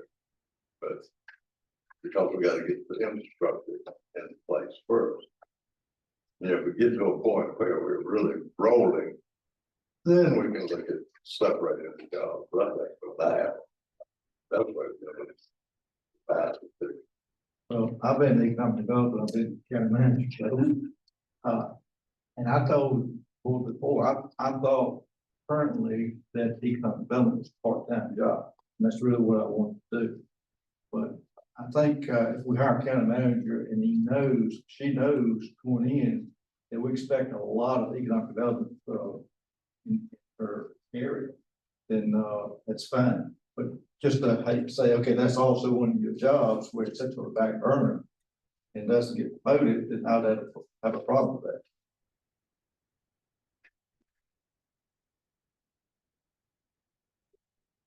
Yeah, one thing that, as Amy said, we've been working with y'all for 2 years now. I think in a lot of cases, if you have that it makes sense in a lot of cases for the manager to be heavily involved in economic development. Because they have that bandwidth to know what decisions they can make and what they can commit to, and there's nobody that the economic development director has to. But one thing that I would want y'all to maybe consider is if you did look at combining them. I also think that you probably need to have a deputy county manager that's full. So that they can do a lot of the operational issues that the manager won't be able to attend to. Right now, I think Melissa is 40% charged to. I think 40, yeah, and maybe 50-50, but you do, your leadership band for a county of any size is understaffed. So I would just like to throw out that caution as you're looking at this, if you're going to put more on the manager, there needs to be a greater level of day-to-day support. And honestly, I mean, I think making the deputy county manager be a full-time role also provides you some succession planning for someone to take over cats, because Melissa's not gonna be here forever. She's been doing that for a long time. So it builds some succession in that process too. But if Caswell is going to move, not only does it require the board's leadership, you need strong leadership at the administrative level. And a county manager who's also doing economic development without a full-time deputy, you're tying one arm up. Yeah, I was saying, I agree with you. So, economic development, you gotta get out there, you gotta meet people, you gotta go to meetings, you got to be involved, drawing a cord, then you go to Raleigh, and it's not something you sit back and say, okay, I'll be here, come, gotta go to make it happen. So I don't know how much time it's take to do that. That's my biggest. But if you had a full-time deputy, you've now got a well-qualified finance officer who can keep that part of the county running, and I think having a county manager at the table when you're looking at economic development shows that you're serious about it. We had a county manager built 2 mega parks. Didn't be 150 start in favor of it. That knows it's not. Want to see, not just a job I've got to do. So I think that would, so you're saying that would depend on kind of who you recruit, if they've got that I background. think you should be able to go consideration. Yeah. So do you want to go through the recruitment process and see if you get a strong person in economic development before you make the decisions? Depends on how long you're gonna be. She told me sooner rather than later. Depends on when you start the recruitment. You need to start the recruitment process now. I really can only stay through the 1st of June. So you need to be getting ready to fill the spot. I think you and Melissa have to meet that. You can do that. It's feasible for the 100% deputy county manager. If it is, then you said, okay, at least 60% of the time in development, you go after that person. I think it is feasible. For one thing, you have a strong person in the deputy role.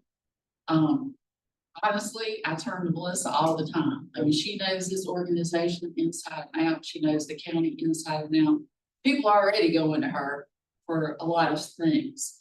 So I think with that combination, you'd have a really strong team. But getting back to your scenario, John, about having a full-time deputy, then I look at these numbers from Renee. If you have a combination of county manager, economic developer, then you have a full-time deputy county manager. Then you have to hire someone to go into cats. There's not gonna be any money savings, right? Probably not, Yeah. but Might be an added cost. might be, but I'm not saying it's not the right route. but the cat's position, yeah, so you'd be picking up the cost of a position, cat's manager's office. Remember that the state pays that position for grants. Right.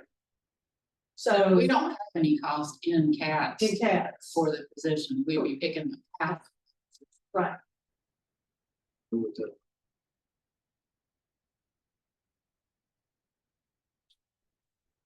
I'm combined now, so it's not just as the CAT's director.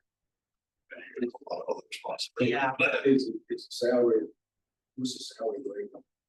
It changed see, I was in the middle of getting ready to go into this position when they did the last study. So I don't know what the CATs necessarily would have went to because I had been combined at that point. So I don't know if you have to reference back to the study to know sure.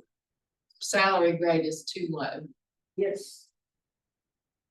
Maybe you could run some numbers. I'll run I guess I'm looking at it is the, and I'm just throwing numbers out there. The salary was, your salary was, cat salary was 80,000. It definitely was. Yes, definitely want that. So we would be responsible. You're probably looking, I think with salary and benefits, it's probably in the area of 40,000. All right, the reason I'm saying that is if you go to, Scenario one. I was looking at scenario one, we had cost savings of 48,262, which would cover that Yes. with a $8,000 savings. Well, I think we need to run the numbers, but I think we're in the ballpark. Yeah. Of being able to do that additional funding. How, and ladies, y'all work with retired managers, y'all know a lot of county managers. How big a pool is out there of managers and economic developers in one person? Is there a lot, dozen? I don't know how many there are, but you would find that small counties like Okay. where they can't afford two separate positions. And what I'm asking is, how many candidates Oh, candidates. I see what you're saying. for us to draw? Most managers in small jurisdictions do economic development. That's part of their responsibility. And Not two. I get of the small counties that small to even medium-sized counties that I've worked with, that the manager hasn't been at the table, been driving it. Now, some of the counties that I work with, who they take hand in hand with is the water and sewer director, because a lot of it is water and sewer. But, you know, it's the manager who is sitting down, who's making the contacts, who's talking to the state. In a lot of these smaller counties. I know that our previous manager, y'all more or less did the legwork for putting the group together. Y'all still willing to do that? I got to poll the board and see if that's the direction they want to go. I guess it may go. They advertised it. Anyway, we advertised. But, y'all figured it out, a lot of the candidates before they'll get over. Yeah. Well, we did screening survey, so we did screening interviews and asked each one of them the same questions. And then we brought a grid back to the board, and based on their education, their experience, and their response to the questions, we made recommendations to about those that we would recommend be moved to the next phase of the process. And we didn't, we brought forward, the first list was all applicants. The board saw the full list of applicants, and from that decided they wanted to do a preliminary screening interview that Amy and I did, and then from that, we made a recommendation that the board would interview in person. So every person that applied, we went through their credentials, experience, background without revealing their name. So the board knew about every candidate that applied. The board did. Absolutely. Oh, absolutely. And in some cases, you know, there were people that we had said had not put forward, the board wanted them to go through the screening interview, so it's totally the board's decision throughout the whole process. Y'all were just there to go. Yeah. Yes, we just tried to save the board time in trying to vet the candidates and review the information. But it's the board's process. It's not our process. Whatever we did was under the board's direction. Well, that would be good. I think the board, more I think we talk to people, the better we get to know them. My opinion, the last time, it didn't last too long. The county manager was here, wasn't even here a year. And that didn't work out too good. And I will have to tell you, Mr. Rand, just go on record again. Amy and I did not necessarily recommend that last candidate, so don't hold that one against us. And I'll back you up. Good writing. They gave us a hard time about us not recommending him, but so. But my recollection of the process is that both of y'all met with us and asked us specific questions about What you wanted in a county manager. Yeah. That's how And did it. the board told you, everybody individually told you. And y'all put those together, put a job description together that included those items that we had talked about. Put it out, I don't know, 4 or 5 different places advertised, 2 or 3, something, whatever the number was. Brought those, had, I believe it was 12 total applications. But part of them didn't even fulfill the requirements of the application. So they were automatically marked off. But you brought yes. it to us. We didn't know who it was, but you brought it to us. Well, and we also very much recommended last time that your salary was too low. You did. But we did raise it from the previous. But that did impact the quality of the applicant pool, which it did. Hate to say it, that's all you said, but it does. But if you take the salary, economic developer, and add it to. Oh, we can't. Back to the salary, that's put it up pretty. We had that discussion a few months back. Yeah, we did. But, and then you can also at that point, if you, I mean, I think what Renee said is go ahead and hire your county manager, and based on what you get, you can make that decision about, manager and economic development or. Wouldn't you want that person to know that going in? Oh, yeah. The manager candidate needs to have a strong Yes, feel for economic. absolutely.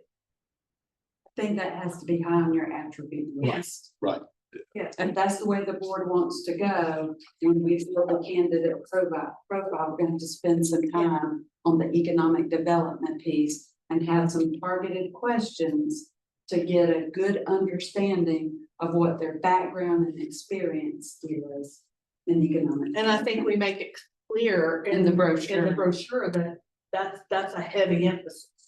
I think if you go out and say, we keep the economic, but it's gonna take more than $62,000 to get somebody that's qualified and wants to move here. All right. and got some experience, so you probably look at $100,000 there, so you put that money with the county manager and you get somebody that's already got that experience and can manage the county too. I do agree with that, but also agree with what you say. If we go that route, then that manager's got to have somebody to fall back on, for them to be able to go to these meetings. I saw the same problem you saw with the administrative. I said, who do I go to get things done? Yeah. I went to the clerk and I had problems with that, so. Well, and that's where that administrative person could be deputy clerk, who's doing a lot of the administrative work, who could, depending on what you got, could do some of the communications work, but you're gonna keep being hamstrung until you've got your county manager office right, including a deputy. If I'm looking at the numbers right, just what I'm over here plugging in, I mean, it looks like we're probably probably still gonna save money without filling all three of these vacant positions. You know, if we do this combined and even have that person that the manager can fall back on, that deputy, we should come out saving. And that just builds some organizational capacity that you all just do not have. And you can't make some of these things happen without. If you want to make good decisions, you gotta have good information, and the way you do that is to have a strong management staff. Think about the information that you've received today. For those of you on the board, I'm not, forget what John and I presented, but the information that you received from the manager today. Have you ever seen that level of information from the manager? Probably not, but that's information. But I go way back, Yes, sir. Yes, sir. real good. I like to do this. But that's the type of information, but she did that herself. And so, your management staff, the whole county's lean, but your management staff is lean. She's a working manager. That's what you're looking for, and a deputy to assist you in your priorities, assist the manager. And with a strong finance officer, they Yes. could have put together some Some of of this this information. information today. So it is really about having a strong management team, which y'all have not had.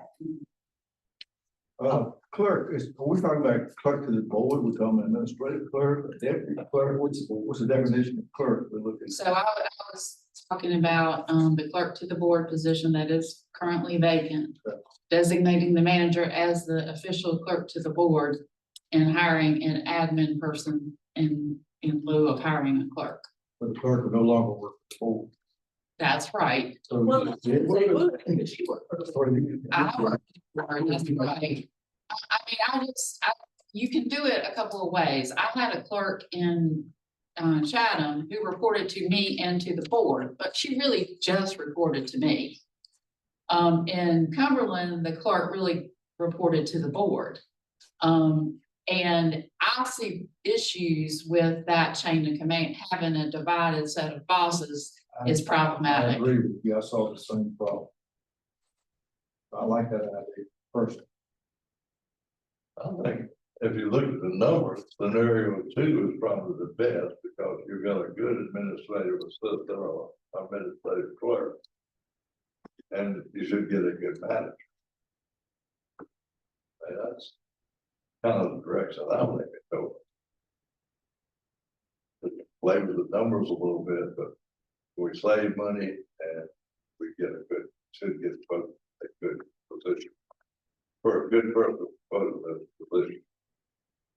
The only difference between scenario 1 and 2 is the salaries, am I looking at that right? The difference between one is combining the manager, the clerk, and the economic development director. 2 is retaining the clerk, but adding administrative responsibilities to the clerk. Okay. 3 is retaining all 3. positions. Would scenario 2 be combining the manager doing economic development also? Yes. Well, let me ask this question before we get too far out into weeds. As far as the manager's position goes, regardless of whether we're going to combine them or not with economic development, does the board want to go through the same process that we went through before we hired the last manager, letting NCACC do the advertising for us and pre-screen after they meet with us and we tell them what we want? Is that what the board wants to do? David? If you want us to leave the room for this discussion, we're happy to leave the room. Well, if you don't mind, just step back on. It won't take a minute. I don't think. And we're okay to say no. You're not saying, please say no, are you? But I'm just curious, because if we don't, use NCACC, need to decide what we are going to do as far as advertising. How much? And you gotta remember, they're free. That's They're exactly- free. I like that price. You hire a head on them, somebody's got to pay the fees, you know, maybe hefty fees on that. I'm in an organization now that we've hired a head hunter, and I mean just the very basic, and it's expensive. And who's gonna know what's the availability is any better than these ladies right here? That's- Nobody. Man, they ran the show. Last couple of Guide days. you in what that, because they've both, well, Amy's been a county manager. They know what they're looking for. And they know Caswell County now. And this should be fairly public knowledge. I think everybody in the room probably knows that, when they presented their final list of candidates, previous manager, they said he's qualified, but they didn't recommend it. But he's the one we hired, so. It wasn't the process that it was No. the problem. Well, only thing I say, I mean, in fact, you know, I went through 4 managers and all of them left on that own fair. We didn't fire anybody. I thought it was unusual to start firing managers, but we got the association to give us the, you know, they did advertising for us. We did some advertising. We got a list of people who had responded. The board decided, well, I'd like to talk with this. We did that. We did it. We did it. And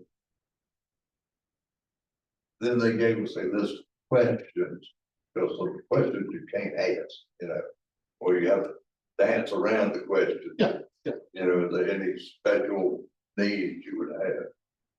And we made a decision of who we liked, but we had more input. I don't know, Dave, what you described is exactly what we did. Exactly. Well, like I said, They provided the question. We asked every candidate the exact same questions, every one of them. They did pre-screening. They weeded out those that, I know it was 2 or 3 of them. They didn't finish the application. I don't know, it was several different things. And the board felt that, you know, if they can't even fulfill the application requirements, we don't need them as a manager. because, you know, somebody doesn't all the requirements sometimes. That first, Jeff Rudd was a fine example of that. And Jeff turned out to be doggone good at it. Can't argue that point. Jeff Rudd, Jeff Earth. And then there was one before that, you know, we took a chance on it. He didn't last long, but he moved on back up north. That was his plan. Actually, by me not being, when the last one came, I kind of leaned to the ones that was here that has a good thought process with. If we get them to do it, they will handle it more or less however we want them to handle, I guess. They handle the logistics of this. I mean, I'm really at my max. Right. And going into budget season, our staff can't handle every recruitment. Exactly. I'll say, yeah, we let them help us with recruiting. But we will be the ones that does the interview. Uh, And we'll be the one that makes that final decision. Yeah. As to who it will be. And we could get a list of candidates and not like any of them. Yeah, we have a scoring, they gave us actually a scoring sheet to score each candidate that we interviewed. But it was the board's, the ultimate decision rested with the board. They came down with. And, you know, there was not a unanimous decision, but it was a board decision. We stuck with it. But, Yes, Tony, Yes, sir. David, you said you're okay with it, Frank? Okay.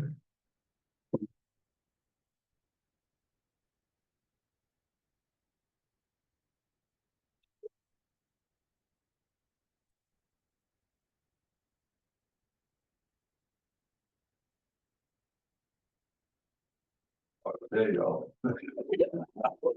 Yeah. Yeah. Well, we're happy to have a meeting.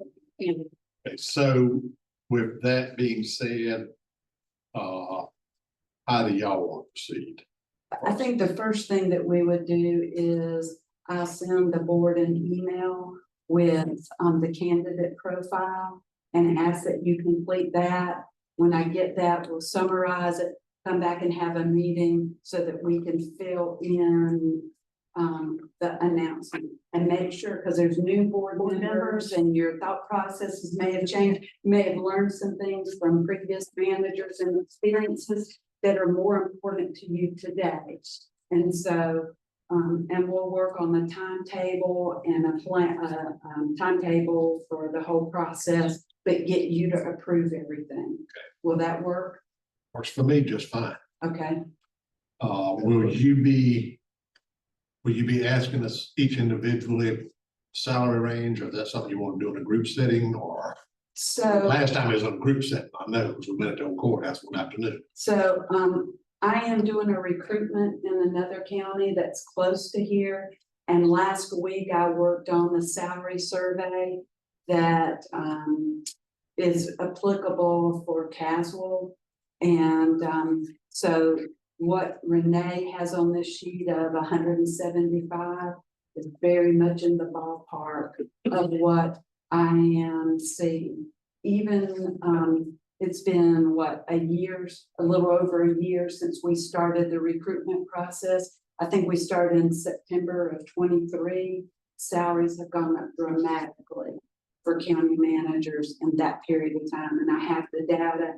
I can, with the survey, I can send you the salary survey information so that you can see it. And I can put some questions on there about what your thought processes are. And we can go from there in the discussion, because as I recall, when I came back to build the candidate profile, John and we went into closed session. So will that work, Mr. Chair? Yes, ma'am. Okay. Are you going to advertise for county manager / a economic developer, and then are you also advertise for a try to get deputy clerk or assistant county manager? You're gonna advertise for those. This is just my take. I would advertise for a county manager with strong economic development experience. Yes. Because nobody wants to be called / economic developer. They want to be called county managers. And then we can handle the recruitment for the admin person in-house. Is that good with? I think we're good. But they need kind of go hand in hand, so the hiring new manager, he has a really the admin person In place. Work on it. I would prefer that selfishly, because it'd be a lot of help, but I'm not sure you don't want your manager selecting the person. They want somebody they can work well with and who complements, areas where they need assistance. So I think I'm gonna have to suck it up and be deputy clerk. I mean, be the clerk until that happens. This is all dependent on, so I don't understand it, but it's have a full-time deputy county manager, right? Yes, So, hire somebody, cash. we do. Okay, and then we need to talk about logistics, so, we've got a big courthouse with very few offices. Now, where we're gonna put all these people, because we're gonna put an office, and an office, right? We've got what, two offices up from the go from Russell. Just one. And Justin moves in one day. Just one. If the clerk and the HR open. HR admin office. Oh, the clerk and the HR, that's true, yeah. So, yeah, that's right, you're right, I'm sorry. And then honestly, the front desk, Finley now, she's grant paid, but that admin deputy, if the deputy county manager came up with courthouse, then we have that office space that opens the doors in that area. We'll make it work. Yeah. Make space work. So y'all will begin the process on the filling, finding candidates for the manager. You will, the next manager will look about the administrative position. Now, are we talking about still combining the manager and clerk to the board? Is that the understanding that I hear now, or is that two separate positions? That's the reason I'm asking. I think that's. Combining the deputy, All three of those in one position. Then, you're talking about an economic developer, county manager, and clerk to the board, right. With with a full-time deputy manager and an admin person. Okay, I want to make sure I've got it all in place up here. Absolutely. And then, like I say, the admin person, they all know. Oh, yeah, yeah. absolutely. We could pay the admin person cheaper to make copies than we can pay the manager to make copies. Now you're paying the manager. Okay, any other discussion on the clerk, manager, economic development position? I think we kind of all on the same page. Okay. All right. We are about 2 hours early, I think, or at least an hour and a half early in it. You'll have to wrap up for. And wrap up, it'll take an hour and a half, I can tell you that. But I do want to thank all of y'all for coming out, taking your Saturday to do this. Thank staff, commissioners, ladies from the NCACC. And do want to thank our new finance man for being here. Got to work it out. I don't like that. Can I thank Zach for Yeah, the meeting appreciate it, Zach. this afternoon? Thank you. Oh, you're welcome. Thank you. Thank you. I think we had a good session together, discussed a lot of topics. I think everybody had the opportunity to give their 2 cents worth. A lot of good ideas, a lot of challenges going forward, but I don't think there's anything that this board, the county can't handle as far as those challenges. Once again, thank y'all for being here. And I'll take a motion to meet adjourned. Make a motion. Second. All those in favor, let me know by saying aye. Aye. Motion carries. Thank y'all.